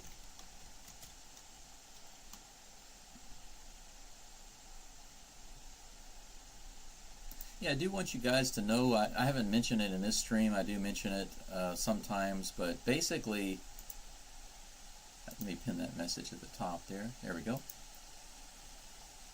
I am in Japan. I've been living here now for almost 4.5 years. I've spent a ton of time here. Even while I was living in China, I was coming to Japan and traveling around in many places. I've lived in Tokyo before, but now I'm in Hiroshima. And I started live streaming these games for a couple of reasons. I'm here on a student visa right now. I was teaching and working in Japan, but a couple of years ago, I started getting really sick, and I was diagnosed with kidney cancer. So I have a large tumor on my right kidney, and unfortunately it's so large they can't have surgery to take it out right now. So I'm on some very expensive medication to try and shrink the tumor enough so that the doctors can go in and have surgery and take it out along with the tumor, and then do some radiation treatment. It's very expensive just to take the medicine. The medicine and hospital visits every month are costing me quite a bit of money. Last month it cost me almost $1,000 for everything that I needed, and each month I would say it's at least $600 between my doctor's visits and medicines. So I'm doing online teaching in my free time and studying Japanese at the school in Monday through Friday. Currently on summer break, so I have time to do a lot more live streaming for the Astros. I'm really hoping if you guys can to like and sub to the channel, help me grow. If I can get, a couple thousand subs, then I can start to make a little bit of extra income on the games, and it will make it easier for me to make money and do something enjoyable and help you guys out at the same time. So that's my spiel. First pitch is fouled back. Framber Valdez is back on the mound. It's a little warm in here. I've got my AC on, but I'm probably going to have to turn on the fan and get that blowing over my direction. Nick Ahmed is at the bat. Second pitch is swinging, and this one is a miss. So we got a foul and a miss. Strike 2 on Nick Ahmed. Valdez curveball usage in July has been up to almost 36%. Normally it's around 25 to 27%.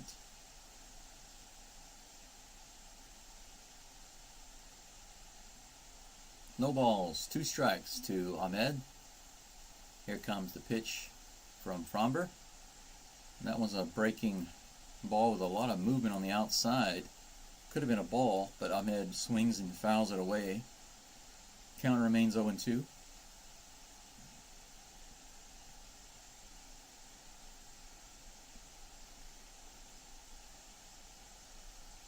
So far, the Dodgers have just 1 hit. Framber shutting them down. There's a chance for a strikeout here. 0-2 count as Framber goes into his windup. Here's the pitch.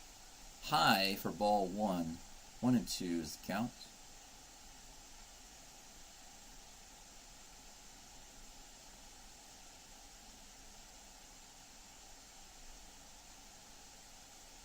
They said if Framber gets this win tonight, he'll become 5th on the all-time wins for a left-handed pitcher with the Astros. He gets the strike here. In the dirt, completely fooled Ahmed. He swings and misses. Diaz picks the ball up, tags him out. That'll be it for him. He goes to sit down.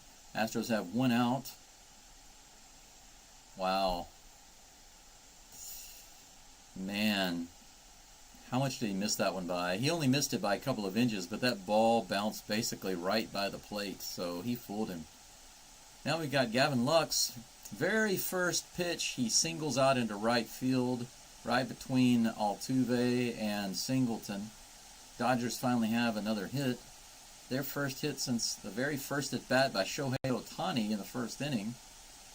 And speaking of Ohtani, he is now up. First at bat, Ohtani had a hustle double. Second at bat, a great catch by Loperfido out in left field robbed Ohtani of another extra base hit. One runner on, one out. First pitch to Ohtani is, whoa, very close. Little breaking ball there, but called a ball. Could have been either way, but it was a little low. 1-0 against Ohtani. I need to put the runner on. I will after this pitch. Here comes the second pitch from Valdez. That one's low, 96 miles an hour for a ball.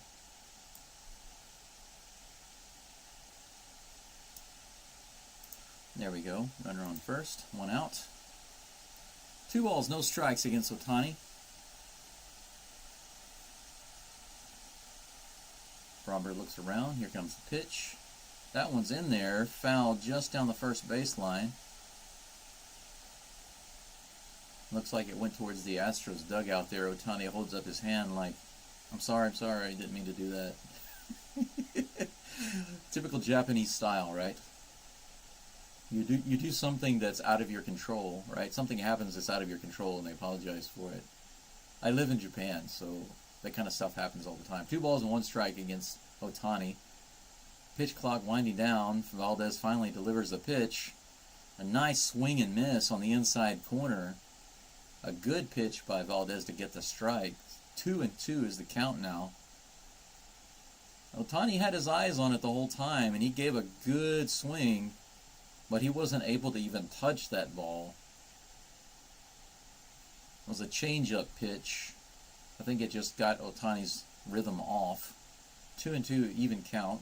Valdez gets the sign and takes his time. Here comes the pitch. That one is a breaking ball in the dirt. Ohtani's not biting. That's going to drive the count up to full. 3 balls and 2 strikes. I appear to be out of coffee. I still have some hot water remaining. I just don't have another coffee bag. So at the end of this inning, when he gets the double play ball here, I'll go get some more. Here comes the full count pitch. Breaking ball just out of the zone. Yeah, Valdez is smiling about it, but it's okay. He missed. He's kind of smiling about it, so he doesn't seem upset. You know how Valdez is. If you are an Astros fan and you know anything about Framber Valdez, if he starts to get frustrated or annoyed, it gets into his head and he starts doing bad. But that particular pitch, he just kind of laughed and smiled about. You know, he was able to take it. He seemed all right, so no big deal. But the Dodgers do have 2 runners on now with that walk by Ohtani. Runners on first and second. There's now a mound meeting by the Astros. Everybody in the infield is over for this meeting. Umpire comes out and says, okay, it's time to break it up.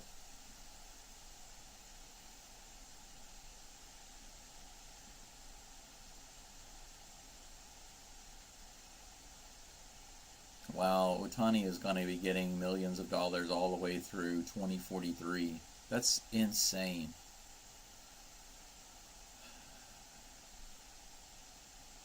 It's like using a big credit card to get something that's really out of your price range. That's the way I feel with the Dodgers and Ohtani.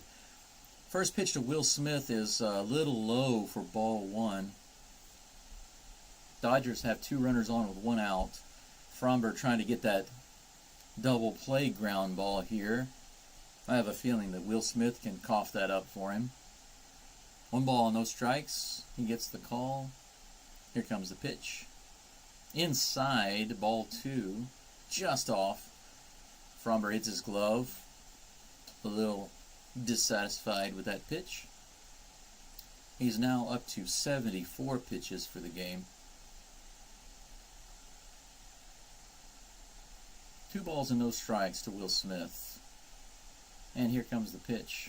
That one is A nice pitch. It looked like it started out in the zone and dropped inside. Smith gets around on it way too early and fouls it off. Strike one. 2 balls and 1 strike to Smith. If he grounds into a double play, he will likely walk over to John Singleton at first base and slap him. Here comes the 2-1 pitch to Smith. On the inside, called ball 3, just a few inches out of the zone. Diaz lifts his mask up before throwing the ball back and tells Framber, "It's all good, bro. It's all good. You got this." Let's see if he does. The count is 3-1. Framber's behind. Runners on first and second, 3-1. Will Smith at the bat, 1 out. Here's the pitch, and that one is almost in the dirt for ball 4, and he walks him. Framber has now walked 2 in a row. Astros are now on the phone to the bullpen. I'm surprised they didn't start on that last walk to Ohtani. Bases are now full with 1 out. Valdez has not gotten his double play ball yet, but now would be a good time to get it.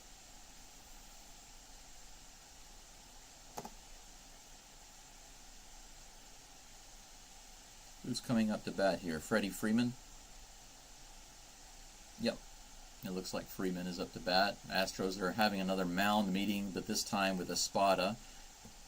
Obviously, they are trying to stall, not only give Valdez a break here, but also stall for time so that their pitcher can warm up in the bullpen. And I need to update the runners on base. We now have runners on first, second, and third. So I'm going to try to update that for you on the screen. There we go. And my runner needs to move over a little bit on second base. There we go.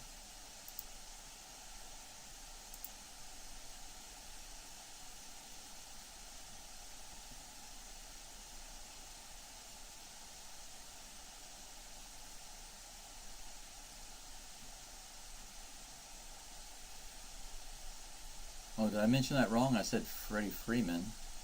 I meant Hernandez.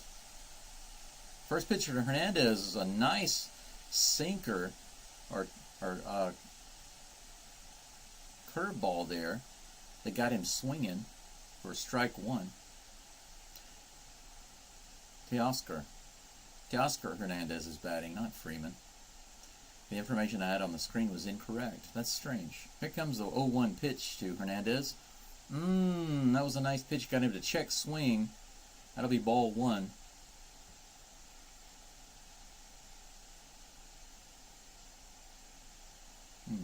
One in 1 is the count. 1 out with bases loaded.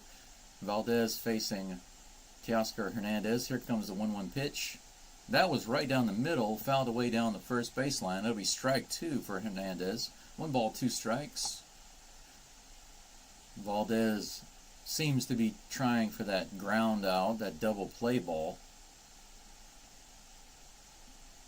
That was a beautiful pitch. It looked like it was going right down the gut. And just at the last moment, it started to drop, causing him to foul it away. It was nice movement on that pitch. 1 ball, 2 strikes. Here comes Valdez with, he takes a long pause before delivering this pitch, and here comes the pitch. Swing and a miss, a kind of a half swing. Got him, swinging on that one, just fooled him on the inside corner. That's out number 2. Valdez comes back strong after walking a couple of batters. After allowing 3 batters to get on with a hit, a single to right field, 2 walked batters. He comes back like a boss on Hernandez, striking him out and making him look a little silly in the process. Bases remain loaded. Andy Pajes comes up to bat, who struck out on a pitch timing violation his last at bat. Here's the first pitch to him from Valdez. Nice drop, sinking ball in the middle there. Little curve ball, too low for ball 1. Almost said strike 1. That would have been incorrect. 1-0. Valdez shakes off a couple of calls, finally gets what he wants. He's set, and here comes the pitch, the 1-0 pitch. Swing and a miss on the outside corner. 1 ball, 1 strike against Pages. Hopefully that pitch timer violation has Pages so angry and seeing so much red that he can't see straight and he's not able to hit the ball. That would be nice. Astros get out of this inning. That would be really, really good. 1-1 count. Here comes the pitch. Little check swing. Did he go around? They're going to say no. I'd like to see that replay. Valdez complaining about that. He looks angry now. I don't like to see that. It was close. It's hard to say. It could have gone either way. That check swing could have been either way. I wouldn't overturn the call, that's for sure. 2 balls and 1 strike against Pages, Andy Pages. Here comes the pitch from Framber. That one's in the zone and hit out to right field. It looks like it's going to be easily playable for McCormick, and it is. Out number 3. Valdez gets out of the inning with a fly ball, but he is angry and complaining and looking over at the umpire. I'm gonna guess that Valdez might be done, even though he got out of the inning. He seems visibly upset and angry. It might not be a good idea to have him come back out in the 7th inning. So that might be it for Valdez. We'll see. How many pitches is he up to? So nice for the Astros to get out of that inning, loading up the bases and then shutting them down so that the Dodgers remain scoreless. Astros still up 4-0 going into the bottom of the 6th. Valdez is up to 85 pitches. Gavin Stone is at 87. He might not be in this next inning. We'll see. Don't know that information yet, but I'll update you as soon as I see it on the screen. Due up for the Astros in the bottom of the 7th, the bottom of the 6th rather. Jake Myers, who's 1 for 1. Joey Loperfido, who's 1 for 2. And Chas McCormick, who's 0 for 2 with a strike. I'll be right back. I'm going to grab myself another coffee filter.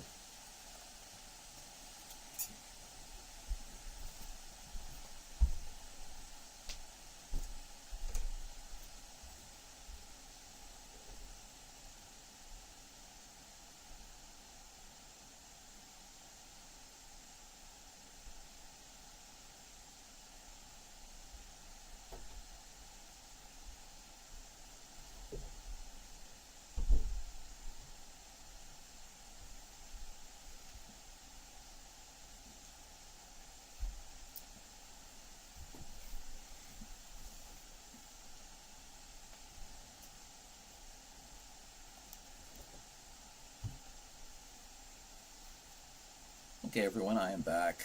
I decided instead of getting coffee, I would take a shorter break and just grab a cold drink out of the fridge. This is Ion Water. Pocari Sweat is the name of the brand.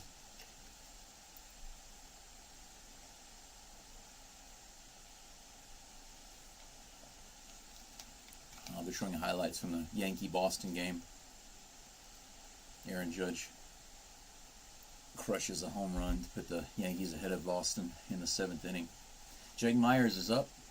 Here comes the first pitch.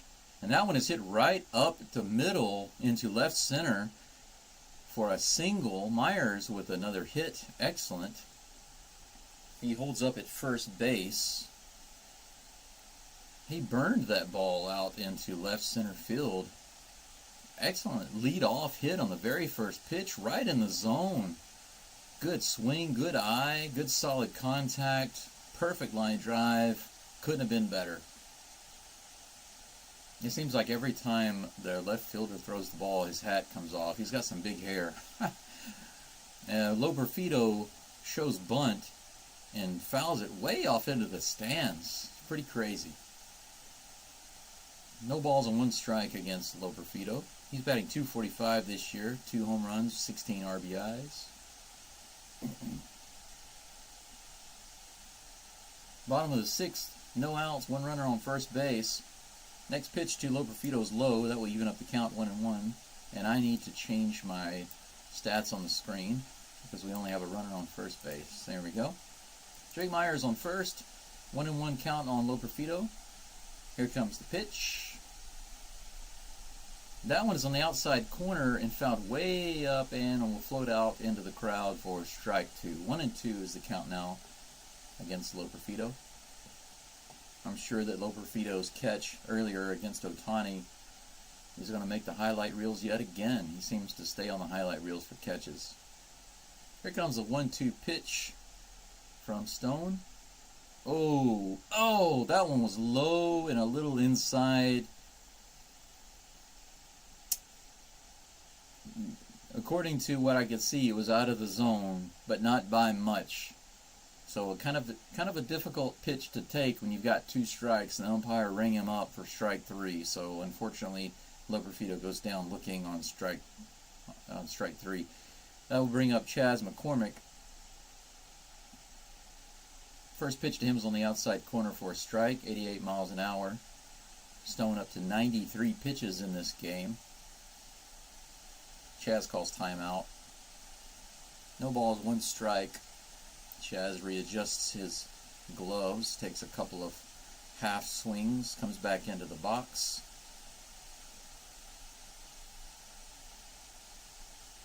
Stone's got the call. And fires over to first. Myers just barely gets back.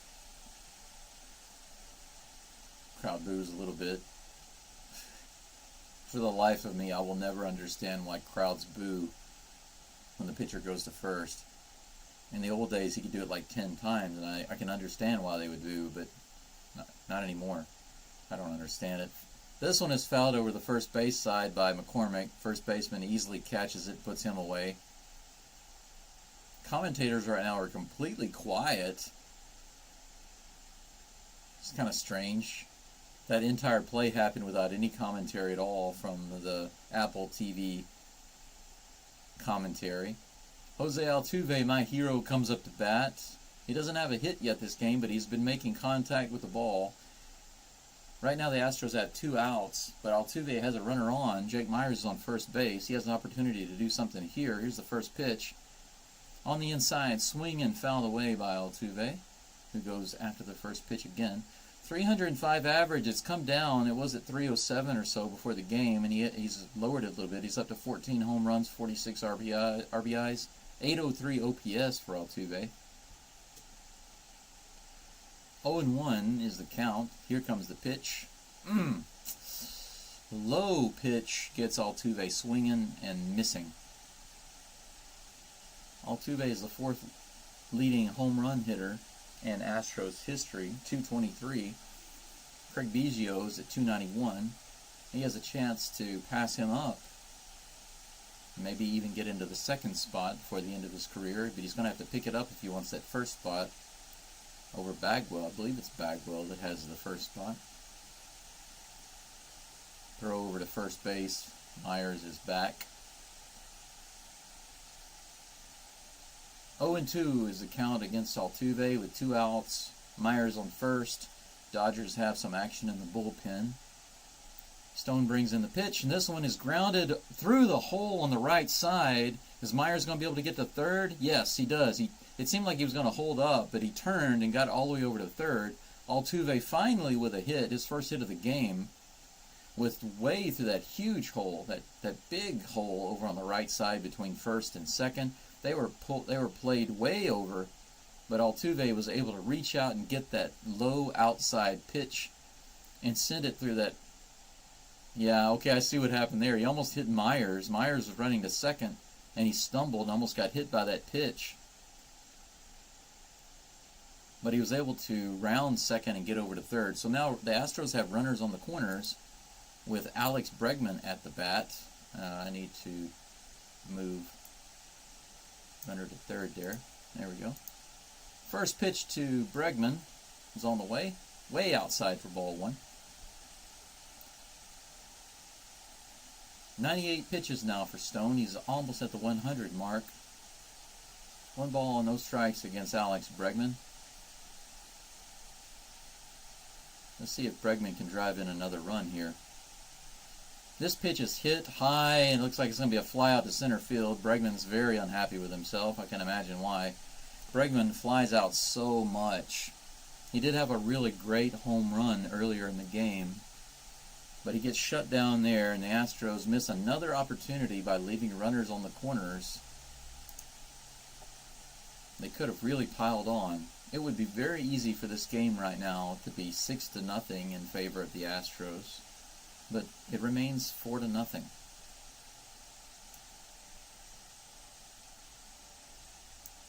Scoring 4 runs in a game is not bad, but my issue with the Astros is scoring consistently. I feel like they should be able to score a couple of runs within every 3 innings. So I think if the Astros are under 6 runs a game, then it's not acceptable. That's my own personal view. The reason I think that is because one day I was imagining, if you have a team that's really, really good, a true championship type team that's a contender for the World Series, then what kind of performance would you expect for them to have on average for every game? And I think that within 3 innings, they should score at least 1 or 2 runs on average. Maybe 1.5 runs within every 3 innings. And if that's true, then in every game, you're basically looking at, 4.5, 4 to 6 runs. So I think that if they go 3 or 4 innings without scoring a single run, then that's bad. They're just getting shut down. And the Astros have recently consistently been leaving runners on base, just stranding their runners on base. So they've been getting on base and then stranding them a lot. Glad to see that they've been able to convert in this game so far. But they've also missed opportunities. Another movie advertisement. Oh, these are Apple TV Plus movies. No wonder they're advertising all these. Let's see if Framber is still in the game. Due up for the Dodgers, we have Vargas, Hernandez, and Biggio.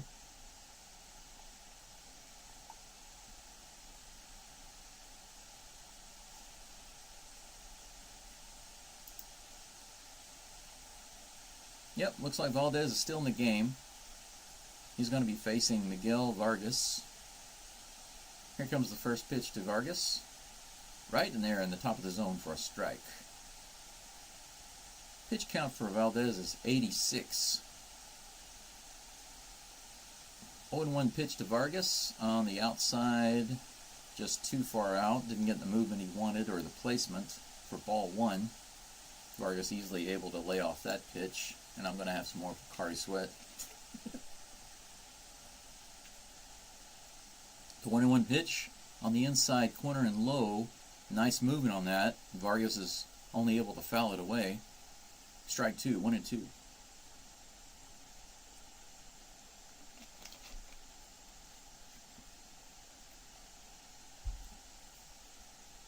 Here's the 1-2 pitch from Valdez to Vargas.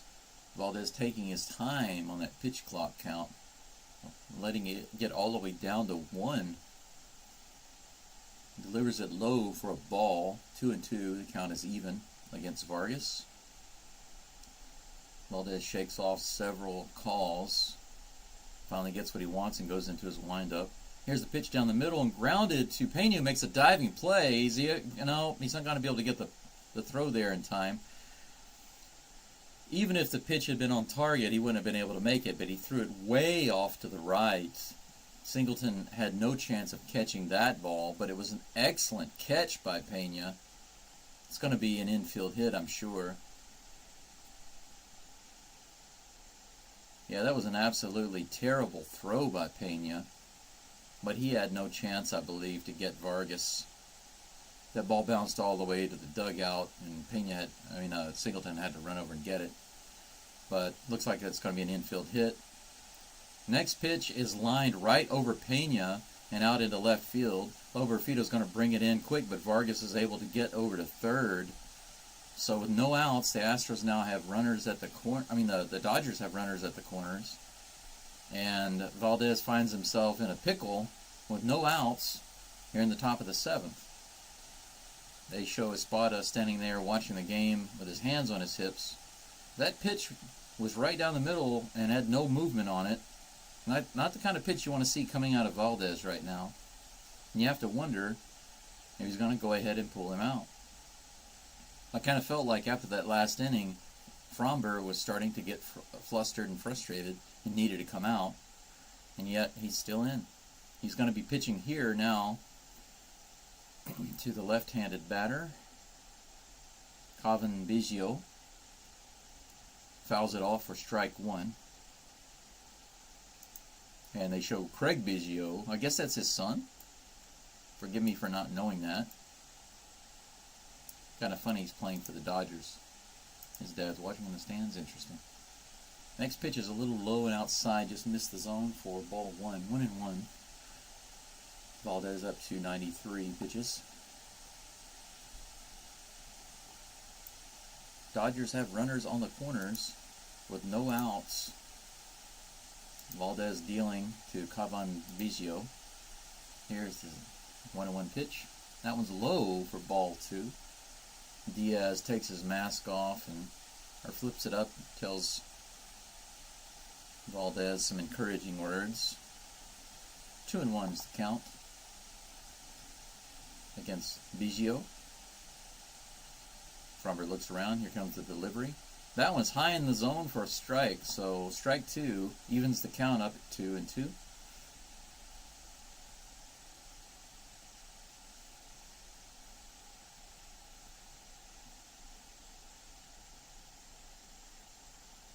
Framber gets the sign he wants. Comes set. Goes into his motion. Oh, delivers a strike right down the pipe. Gets Biggio looking. Strike three. Cavan Biggio goes down for the first out of the inning.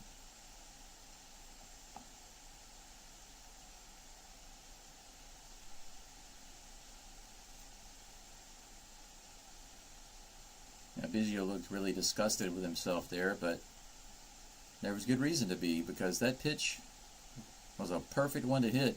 And it looks like that's going to be it for Framber Valdez, who comes off the mound after 96 pitches, having given up 4 hits and no runs.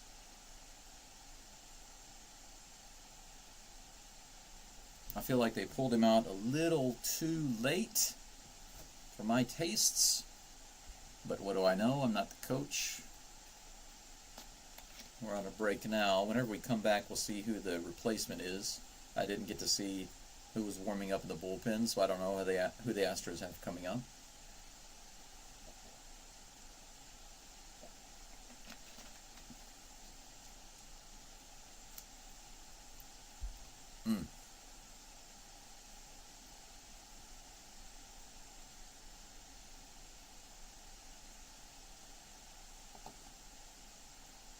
Ridiculous commercials.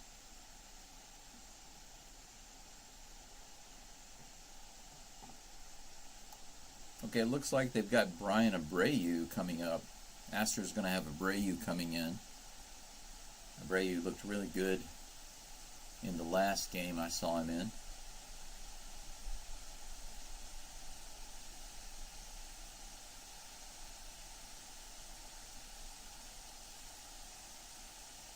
He will be facing Maid, who's 0-2 for today so far, with a strikeout.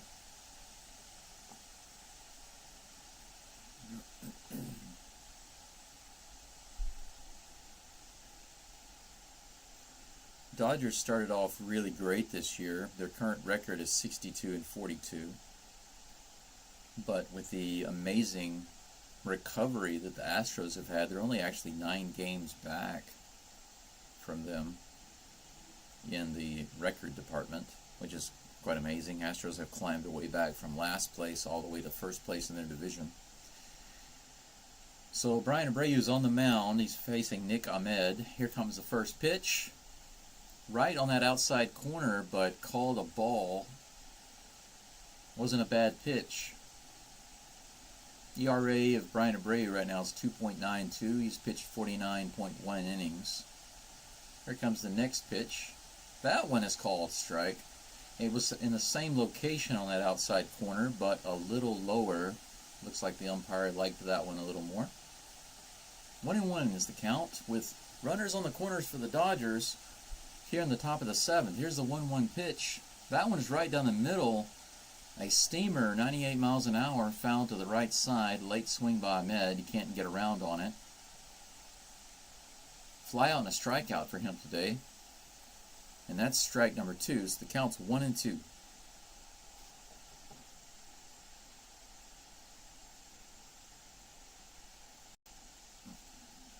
Abreu moving the dirt around on the mound. Looks up, gets the call, comes set.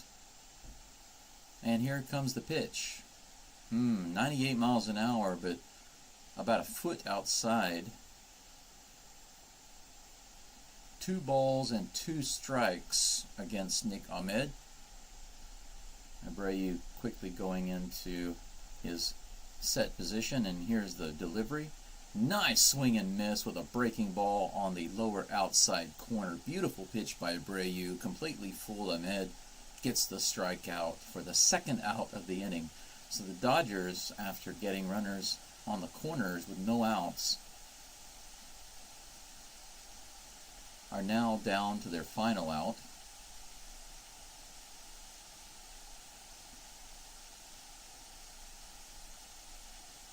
Ten strikeouts tonight for Valdez before he went to sit down. An excellent day for him overall. Abreu is now facing Gavin Lux. First pitch 97 miles per hour, a little high and away for ball 1. Lux is batting 1 for 2 today with a single. 232 batting average for the season. Abreu comes in with the 1-0 pitch. That was a nice breaking ball in that top right corner for a strike. 1-1 evens up the count.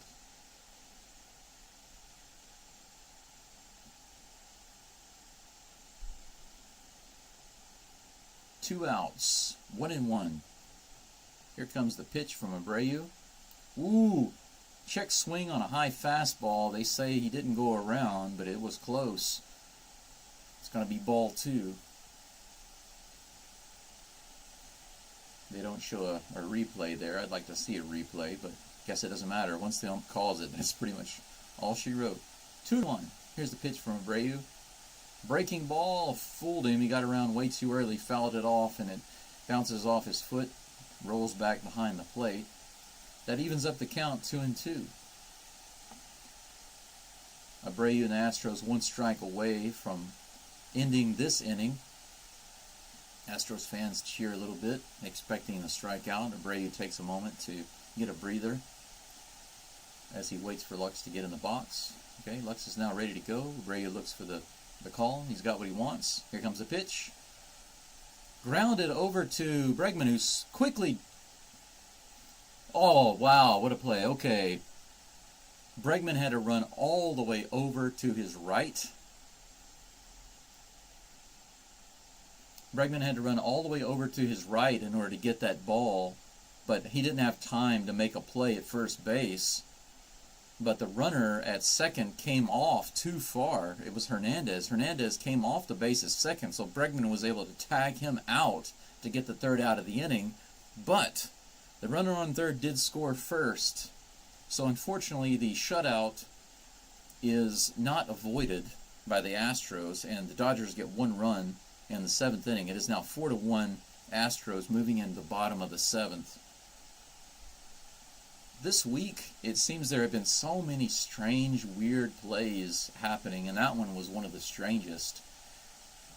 That ball was pulled over so far that Bregman had to run all the way over. Think about how crazy that is. Bregman is the third baseman, and he ran over so far towards second to get that ball that by the time he got it, the runner, Hernandez, had come off the bag, and he was able to tag him out. But they're going back to check to make sure that the tag wasn't placed before the runner got home.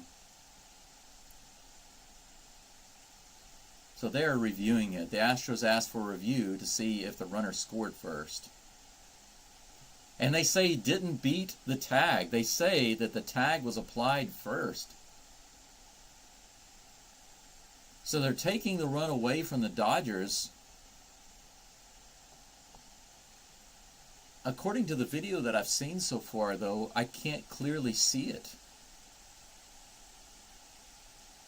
So Vargas on third base was not running hard, apparently.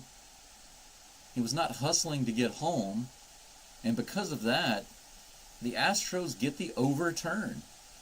And the run is taken away from the Dodgers on that tag out by Alex Bregman at second base.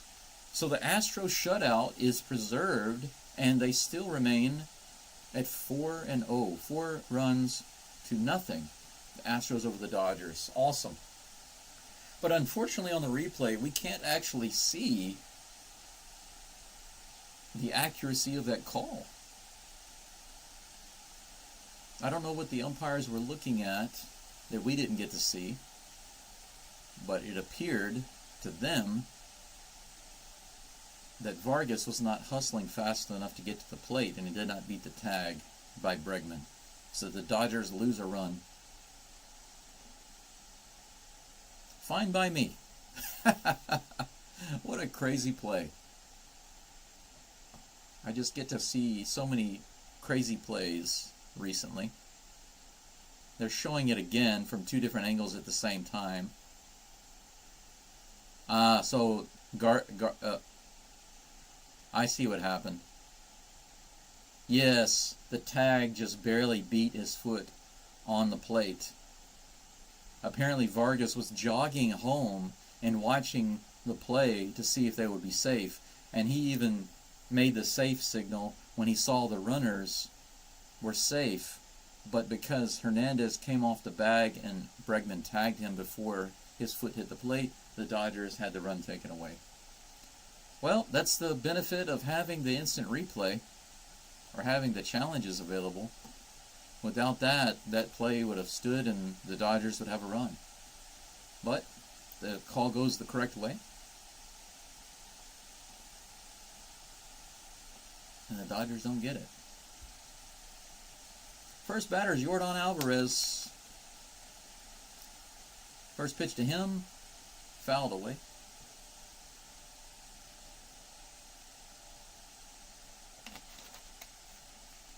Strike 1 on Alvarez. Who's pitching now for the Dodgers? Let's see.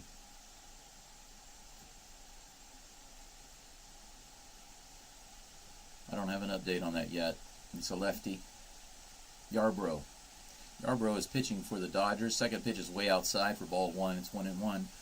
Yarbrough's ERA is 3.68. He's pitched 66 innings this year.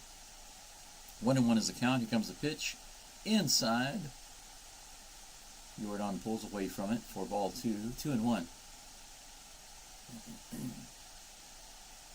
Yordan's on-base probability is like 45% here according to the stat. That's interesting. Here comes the 2-1 pitch. Another one inside. This one is out of the zone by about a couple of inches, but the umpire liked it. Yordan shaking his head. 2-2. Yordan goes to step in the box, but then calls timeout. Takes a moment. Comes back in the box. 2-2. Even count against Yarbrough. And here comes the pitch. That one's also inside, but Yordan doesn't let that one go by. He swings and fouls it off at the plate. Count remains 2-2. Bottom of the 7th, guys. Astros leading the Dodgers 4-0 in Houston at Minute Maid Park. No outs. 2-2 is the count against Yordan Alvarez. Yarbrough brings the pitch. Nice curve. 70 miles an hour. A slow pitch. Alvarez takes a big swing, but is unable to connect for strike 3. So that's the first out. Now we'll bring to bat Yainer Diaz.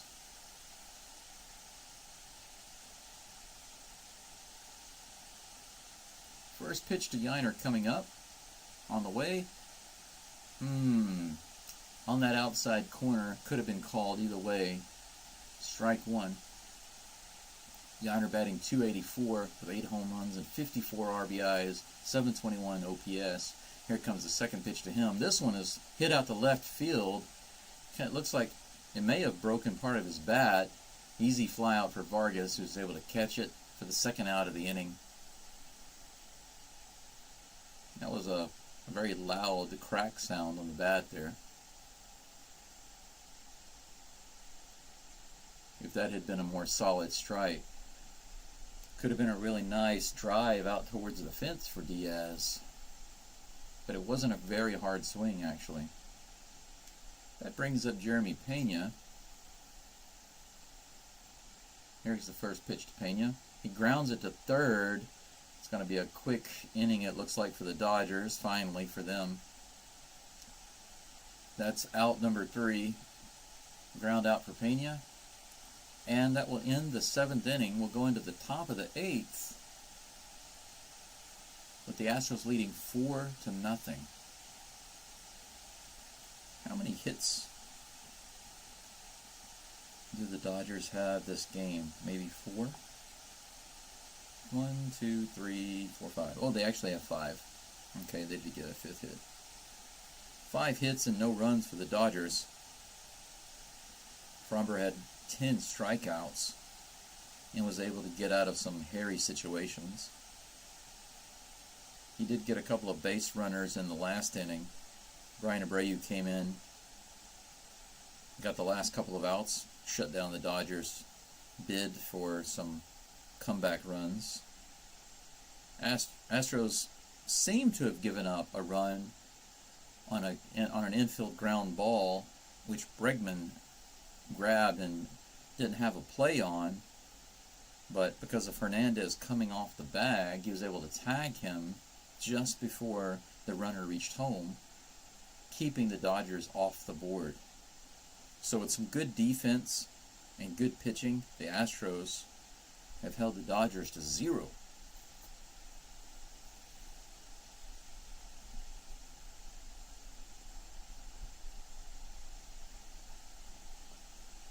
They're showing a commercial for Applebee's mozzarella sticks.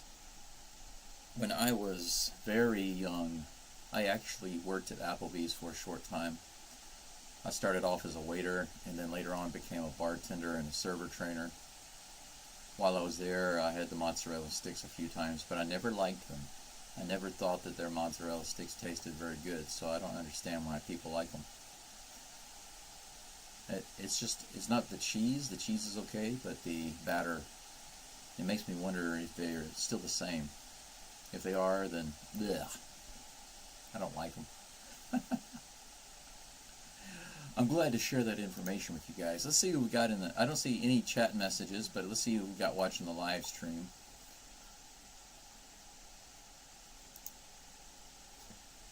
It says we got 4. Thanks for sticking in and listening, guys. Whoever you are, wherever you're at. Hope you're enjoying the game. Shohei Ohtani is up facing Presley. Ryan Presley is now bringing the first pitch. High fastball in the zone, fouled off on the third base side. Late swing by Ohtani. Strike 1. 1 for 2 today. Ohtani has a double and a walk. Here comes the next pitch to Ohtani. 0-1. Hit up the middle. It's going to get between Pena and Altuve. Myers brings it in, holding Ohtani at first. So Ohtani gets a single. He now has 2 hits in the game. Single and a double. Too big of a gap between Altuve and Pena right there. He just hit it. He just happened to hit it in the right spot. Leadoff hit off Presley puts Ohtani on first. Presley ERA for the season after 38 innings is about 3.6, 3.68, somewhere in there. That brings up Will Smith.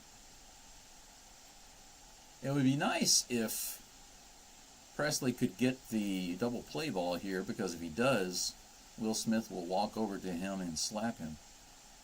Here comes the 1-0 pitch. Fouled away by Smith for strike 1. Ohtani was running on that pitch. He was attempting to steal. trying to make something happen, looks like. Get himself in a scoring position.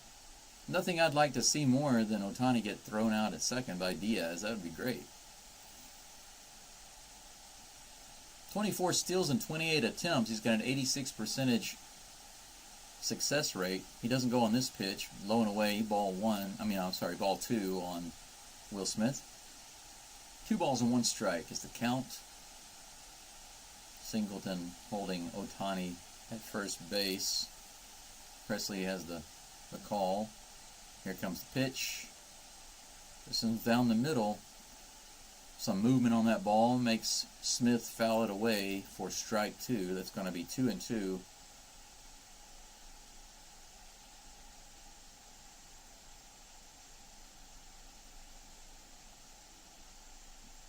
Two balls and 2 strikes against Will Smith. No outs here in the top of the 8th. Ohtani is on first base. Ryan Presley is dealing. Here comes the 2-2 pitch.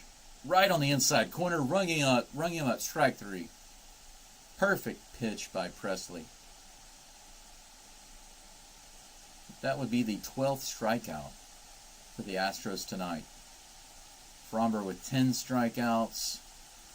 Abreu with 1 strikeout. And now Presley with 1 strikeout. Astros dealing a ton of strikeouts to the Dodgers.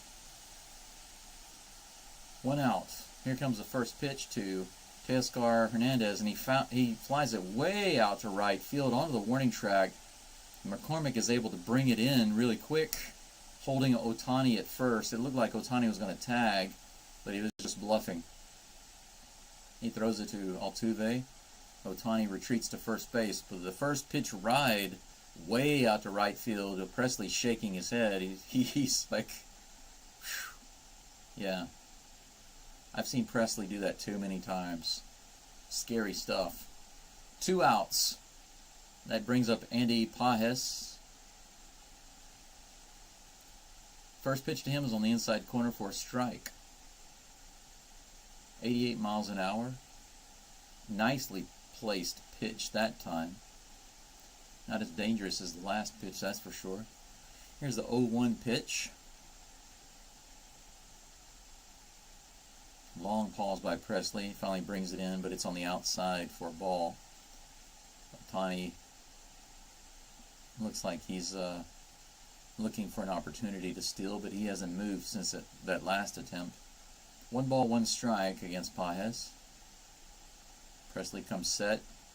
Here comes the pitch. Nice pitch. Foul tip and off the glove of Diaz. 2 strikes now against Pajes. 1 ball, 2 strikes. 1 strike away from ending this inning. He took a big cut at that, but just foul tipped it into Diaz's glove. Bounced harmlessly onto the ground. 1 ball, 2 strikes. Presley's got the call. Here comes the pitch. Nice pitch, but in the dirt. He throws that pitch to second base as Ohtani tries to get second, but the pitch was in the dirt, and then Diaz's throw was in the dirt to Altuve. If it had been right on, he could have gotten him. If that pitch had been on target, he could have actually gotten Ohtani at second, I believe, but it bounces harmlessly away. Jeremy Pena is able to scoop it up and keep Ohtani from advancing to third. So Ohtani's on second, 2-2 with 2 outs. Pitch is outside, check swing, did he go? No, they say he did not. That will be ball 3. So a full count. Comes down to this in the 8th inning, the top of the 8th. Ohtani on second. Andy Pajes batting with a full count, 2 outs. Presley gets the signal, comes set, takes a look back at Ohtani. Here comes the pitch. Right down the middle, fouled back. Count remains 3-2. 95-mile-an-hour fastball.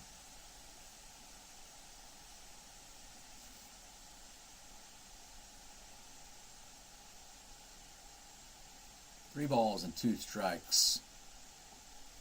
Another full count pitch by Presley to Andy Pajes. Here it comes.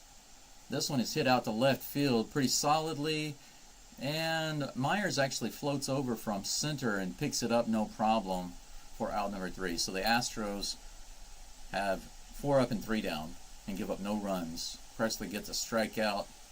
a few harmless outs. Ohtani does get to second base, but nothing comes of it. The Astros shut down the Dodgers again in the 8th inning, and thus ends the threat of the top of the Dodgers batting order. Astros hang on to their goose egg, leading the Dodgers 4-0 going into the bottom of the 8th inning. Astros with an opportunity to get some insurance runs. Let me take a look at the scoreboard here, do a quick recap. First inning, neither the Dodgers nor the Astros came up with anything. Second inning, Dodgers also 0. And just to make it short, all the way through the 8th inning, the Dodgers have put up nothing. They've threatened a couple of times, but they weren't able to actually put any runs on the board. At one point, they did at the beginning of the 7th inning, but then it was reviewed, and it was found that they did not get the run in before the tag was applied, so they lost that run. The Astros got a run in the 2nd inning, a run in the 3rd, 2 runs in the 4th. So over the past 3 innings, the Astros haven't done anything. So here in the bottom of the 8th, I would expect in the 8th and the 9th, the Astros to get at least one more run, just based on my expectations of how they should be playing, how they should be doing on offense. That's just my personal opinion. But we'll see. Singleton is coming up. He does have a home run blast. He's 1 for 3 in this game with a couple of RBIs and on that monstrous home run, followed by Jake Myers. Jake Myers having a good game, 2 for 2 with a walk. And then Joey Loperfido, who also had a timely hit. He's 1 for 3, but he was in a drought, a serious drought. Well, I just realized I have base runners on him. Sorry about that. I need to move those off. But Loperfido had gone 15 at-bats without a hit. And he finally got a timely hit this game that gave him an RBI. I believe that was the first run of the game, actually, if I'm not mistaken. It was either in the 2nd or the 3rd inning. Can't remember which. But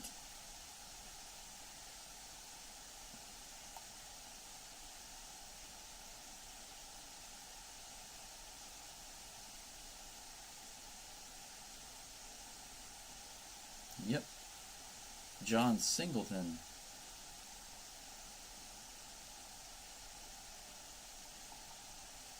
John Singleton is up to bat. First pitch to him is in there for a strike. Second pitch is on the outside corner, check swing, and they say he didn't go around. That's ball 1, 1-1 against Big John.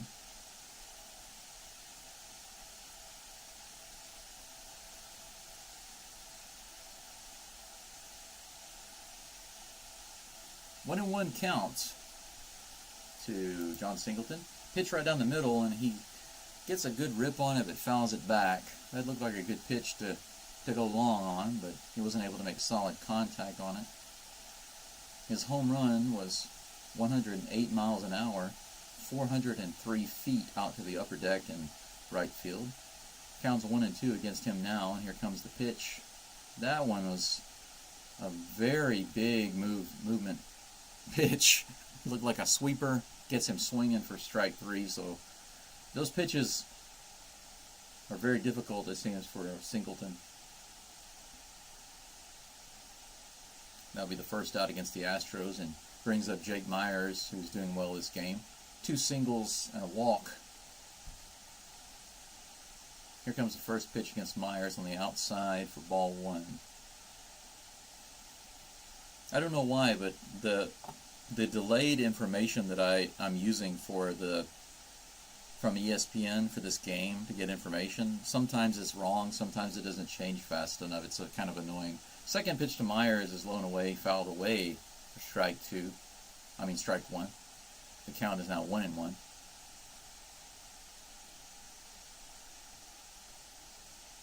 Joe Espada's watch looks really cool. I want one of those. Has a big orange band on it. I would guess it's an Astros watch. Here comes a 1-1 pitch, way low and outside. 67 miles per hour curveball, but way out of the zone. Ball 2. 2-1.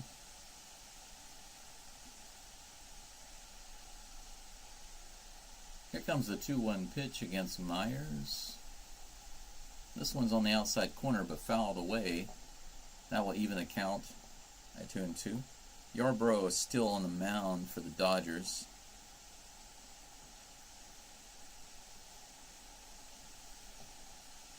Hopefully the Astros just cruising to a shutout victory against the Dodgers for this opening game. A really good, decisive victory for the Astros. But it would be nice to see them get some more insurance runs. 1 out, 2-2 is the count. Yarbrough brings the pitch to Myers.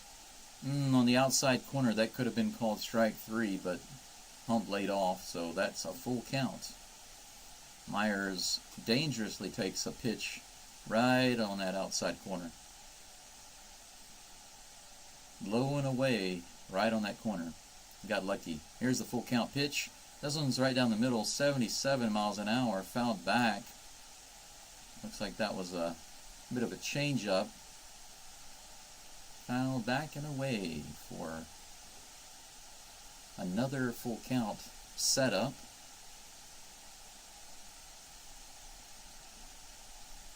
Here's the 3-2 pitch again. This one down the middle is hit hard by Myers out to left field.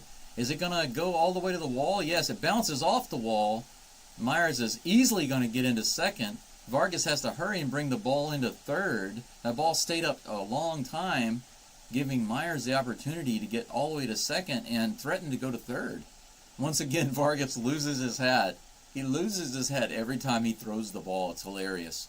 His hair is so big and bushy, it's comical, like Sideshow Bob from The Simpsons. Yeah, that ball was off the wall. At first I thought it had a chance to get out, but it was off the wall and down into the glove of Vargas, who got it on one hop, and then lost his hat throwing the ball into third. Every time. It never fails. Maybe I need to make a collage of that, of Vargas's hat coming off. Mauricio Dubon comes in to pinch hit. His first bat of the game. Runner on second, 1 out. Astros have an opportunity to get some more insurance runs here. And I need to put Myers on second. He's having an outstanding game today. No balls and 1 strike.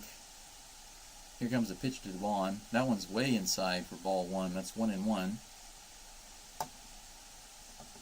Dubon is batting for Loper Fido in the 8 slot. 1-1 is the count against Dubon. Here comes the pitch. And that one's low in the zone, 77 miles an hour, fouled over to the right side and into the crowd for strike 2. Man, Myers has a walk, 2 singles, and a double this game. Who is this guy? This is the Myers I want to see every game. Yarbrough gets the sign. The 1-2 count pitch. Here it comes. This one is down the middle, 70 miles per hour. Dubon is able to foul it away. He gets a good swing on it, but surviving in the count to get another 1-2 pitch. Chas McCormick is on deck. It appears he will be batting again. Here comes the 1-2 pitch on the inside. Could have been called a ball, but he fouled it away. And on that pitch, Myers attempted to steal third, but it looks like he's going to have to go back to second on that foul ball. Count remains 1-2 against Dubon. It was crazy. Myers getting a little saucy there, trying to steal third base. Here comes a 1-2 pitch. High and outside, ball 2. That evens the count. If you guys are still listening, or those of you who are listening, welcome to the channel. Thanks for stopping in to support me. Even if you're just listening passively, the view time really does help my channel to get to more people. I appreciate that. This pitch is lined out into left field. It's going to go all the way to the wall. Dubon's easily going to have a double. Myers is going to walk home. The Astros get their 5th run of the game. That was a perfect pitch. Mauricio Dubon on second base rubbing his stomach, acting like he's hungry, he wants to eat. Funny. That pitch was right down the middle of the plate. A breaking ball with not much movement. Pitcher's worst nightmare. Dubon is able to rip it out into the gap between the left field line and Vargas, the left fielder, and it rolled all the way to the wall. Both Astros easily able to walk 2 bases. Yeah. And that's going to be it for Yarbrough. They're bringing him out. Only 1 out here against the Astros in the bottom of the 8th. With Dubon on second. Astros up 5-0. They're going to take a break right quick. And I don't have to change the runner on base because we still have a runner on second. Excellent. This is the kind of game that I like to see against the Dodgers.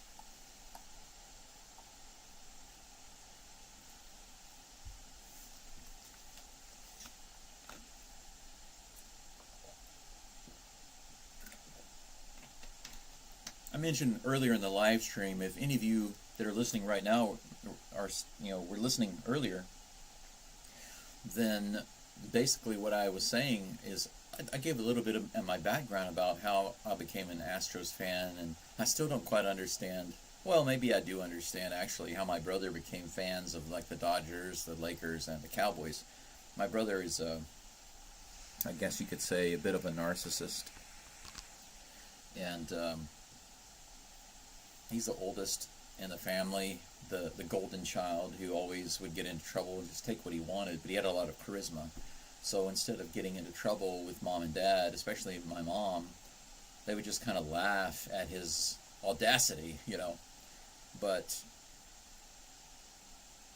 one of the things that the family always did was support him and his teams. And whenever his teams were on TV or go to the playoffs or whatever, we would always watch and support his team. Of course, if they were playing the Astros or one of my teams, I would never support his team. I would support my team. But if it was a Houston team, then me and my mom would be for the Houston team because she's from Houston. But everybody else, otherwise, were always supporting his teams. And so he was like the main focus of the family. But being an Astros fan, historically, actually being a Houston fan for many years was very difficult. For those of you who've been Houston fans for a long time, you know what I'm talking about. It was difficult for a long time because you just had so many disappointments. Chas McCormick is up to bat now, and he takes the first pitch low and outside in the dirt. Brent Honeywell is now pitching for, Brent Honeywell Jr. is now pitching for the Dodgers. His ERA is very low, but he's only pitched 11 innings. Dubon is on second with just 1 out. 1 ball, no strikes to McCormick. Here's the pitch from Honeywell. That's on the outside corner for a strike, 1-1. But anyway, my brother could never ever concede any words of congratulations or positivity towards me whenever my teams would do well. He would always just make terrible remarks. And that's why I like to see the Dodgers get crushed by the Astros. This one's hit out into right field. Is it going to drop? No, it's a great catch by the first baseman. And Dubon thought it was going to drop, so he gets tossed out at second. That's going to be a double play. That was a little bloop fly that the first baseman was able to run out and grab. Dubon read that one wrong.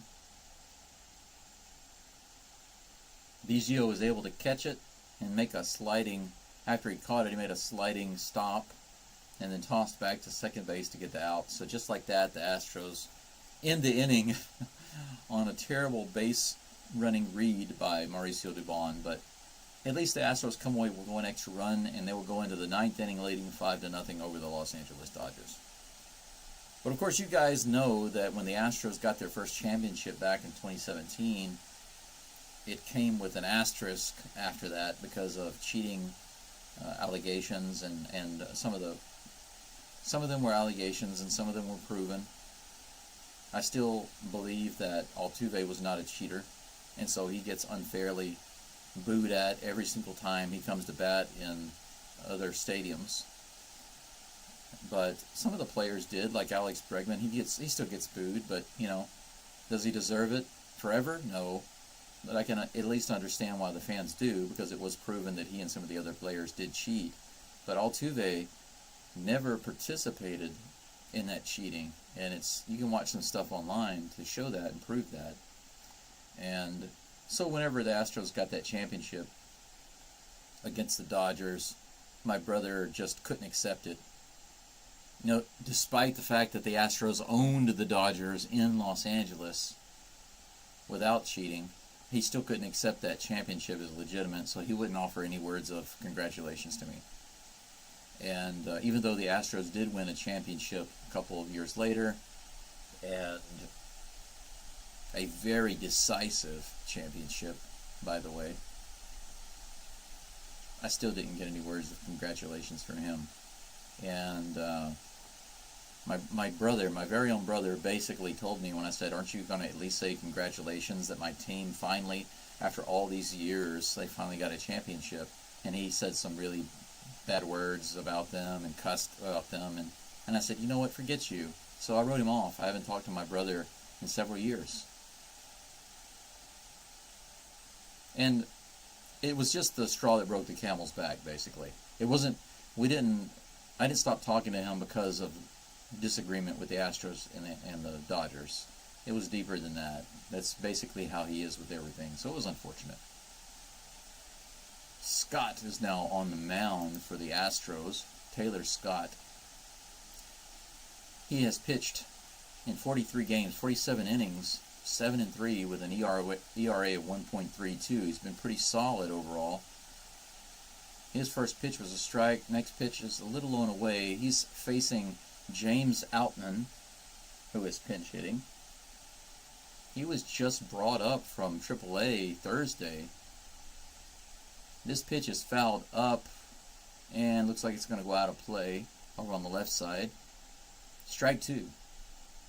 Dodgers' last chance to do something here in the ninth. The Astros looking to shut them down and hold on to their shutout and their win. 5-0 score right now. Here's the pitch. Whoa, that one gets away from Scott, goes flying way over the head of Diaz and into the net behind.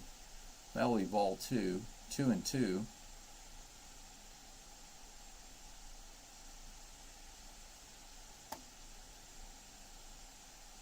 Here is the 2-2 pitch from Scott. That one is way inside and low. Past couple of pitches seem to have gotten away from Scott, and this is now a full count.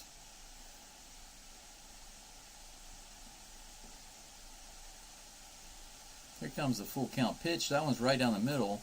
Outman hits it high, and that one's also going to float out of bounds into the crowd. Count remains full, 3-2.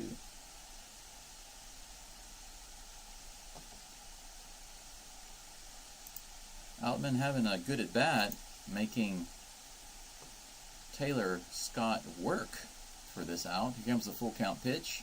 This one is in there for a strike three, swing and a miss. Scott finally able to get the ball past the bat and sit Outman down. Let's see who is he batting for? Who is he pinch hitting for? He was hitting for Vargas. Hernandez is due up. Looks like he will bat. First pitch he takes for a strike. No balls, one strike to Hernandez. Here comes the pitch. High and inside. Ball one. Kiki Hernandez evens up the count here by taking that pitch. 1 for 3 today with a single. That next pitch is right off the outside corner for ball two. Not a bad pitch, but just a little too far out. Scott looking for the call here. He's got it. And here comes the 2-1 pitch. Little high and outside, right? Just barely off the corner by maybe a centimeter. I mean, just a little. And that's ball three. Hernandez way ahead in the count here, 3-1. Here comes the pitch from Scott. And this one is in the zone, inside, swing and a foul back by Hernandez. That will even up the count, 3-2. Back-to-back full counts from Scott.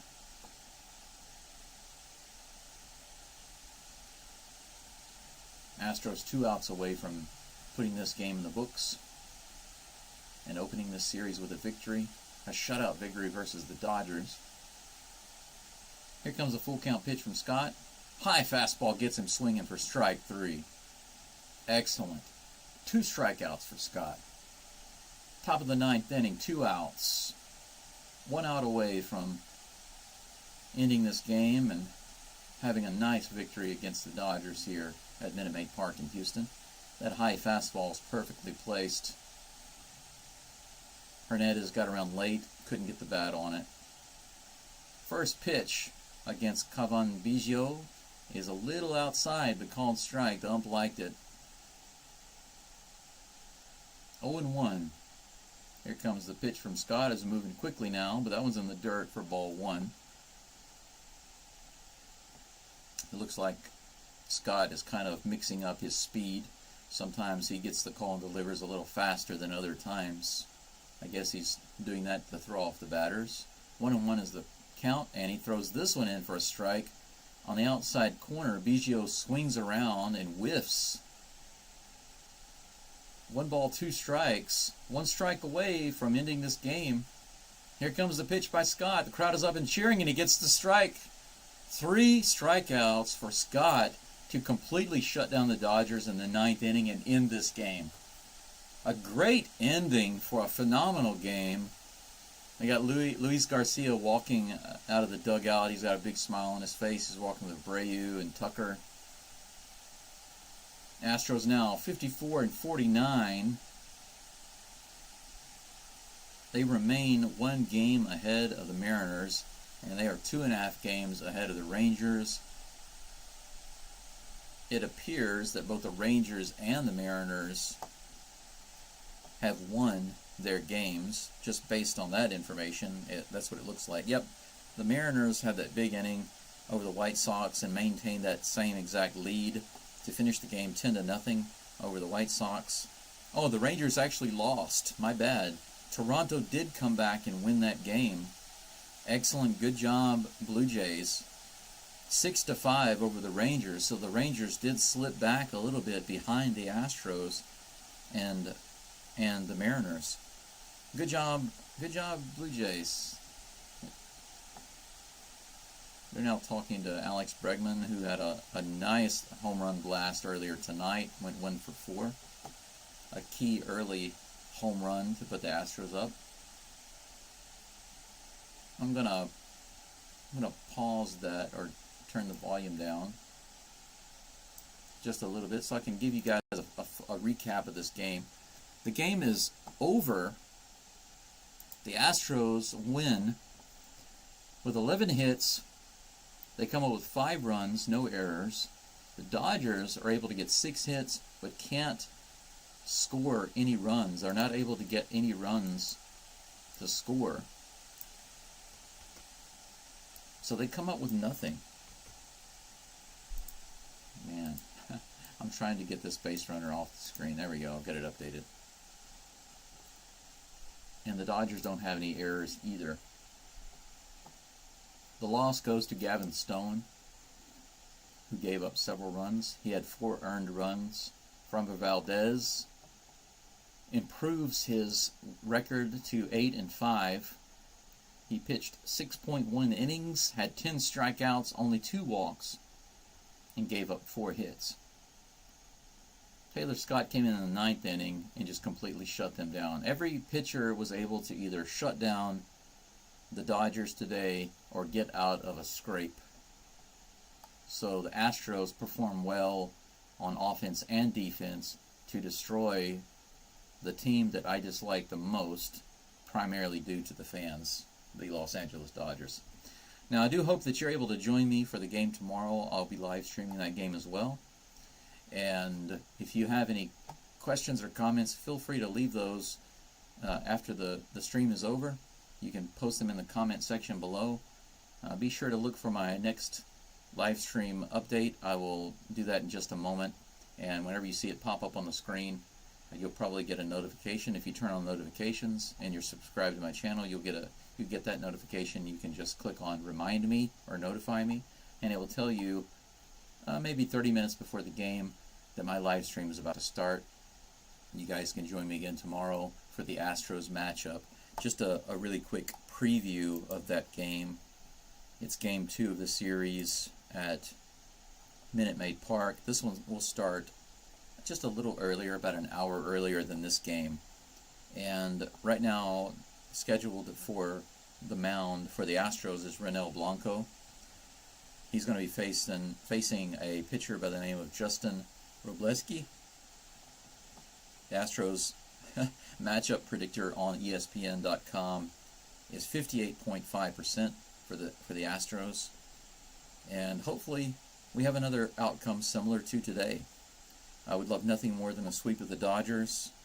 It will make me very happy, and if you're an Astros fan, I'm sure you'd be quite happy too. That's all for now. Remember to like and subscribe if you haven't already. Please support the channel. I'm trying to grow it. It's been very slow right now, only at 11 subscribers, and I'm going to need it to grow the channel much more if I'm going to keep doing it. If I'm not able to grow the channel, I won't be able to sustain it. I live in Japan, and I have to call these games early in the morning. I can't always do that during the week because of school, but right now I'm on summer break, so I have a few weeks to call the games. I'm hoping during that time I can grow the channel.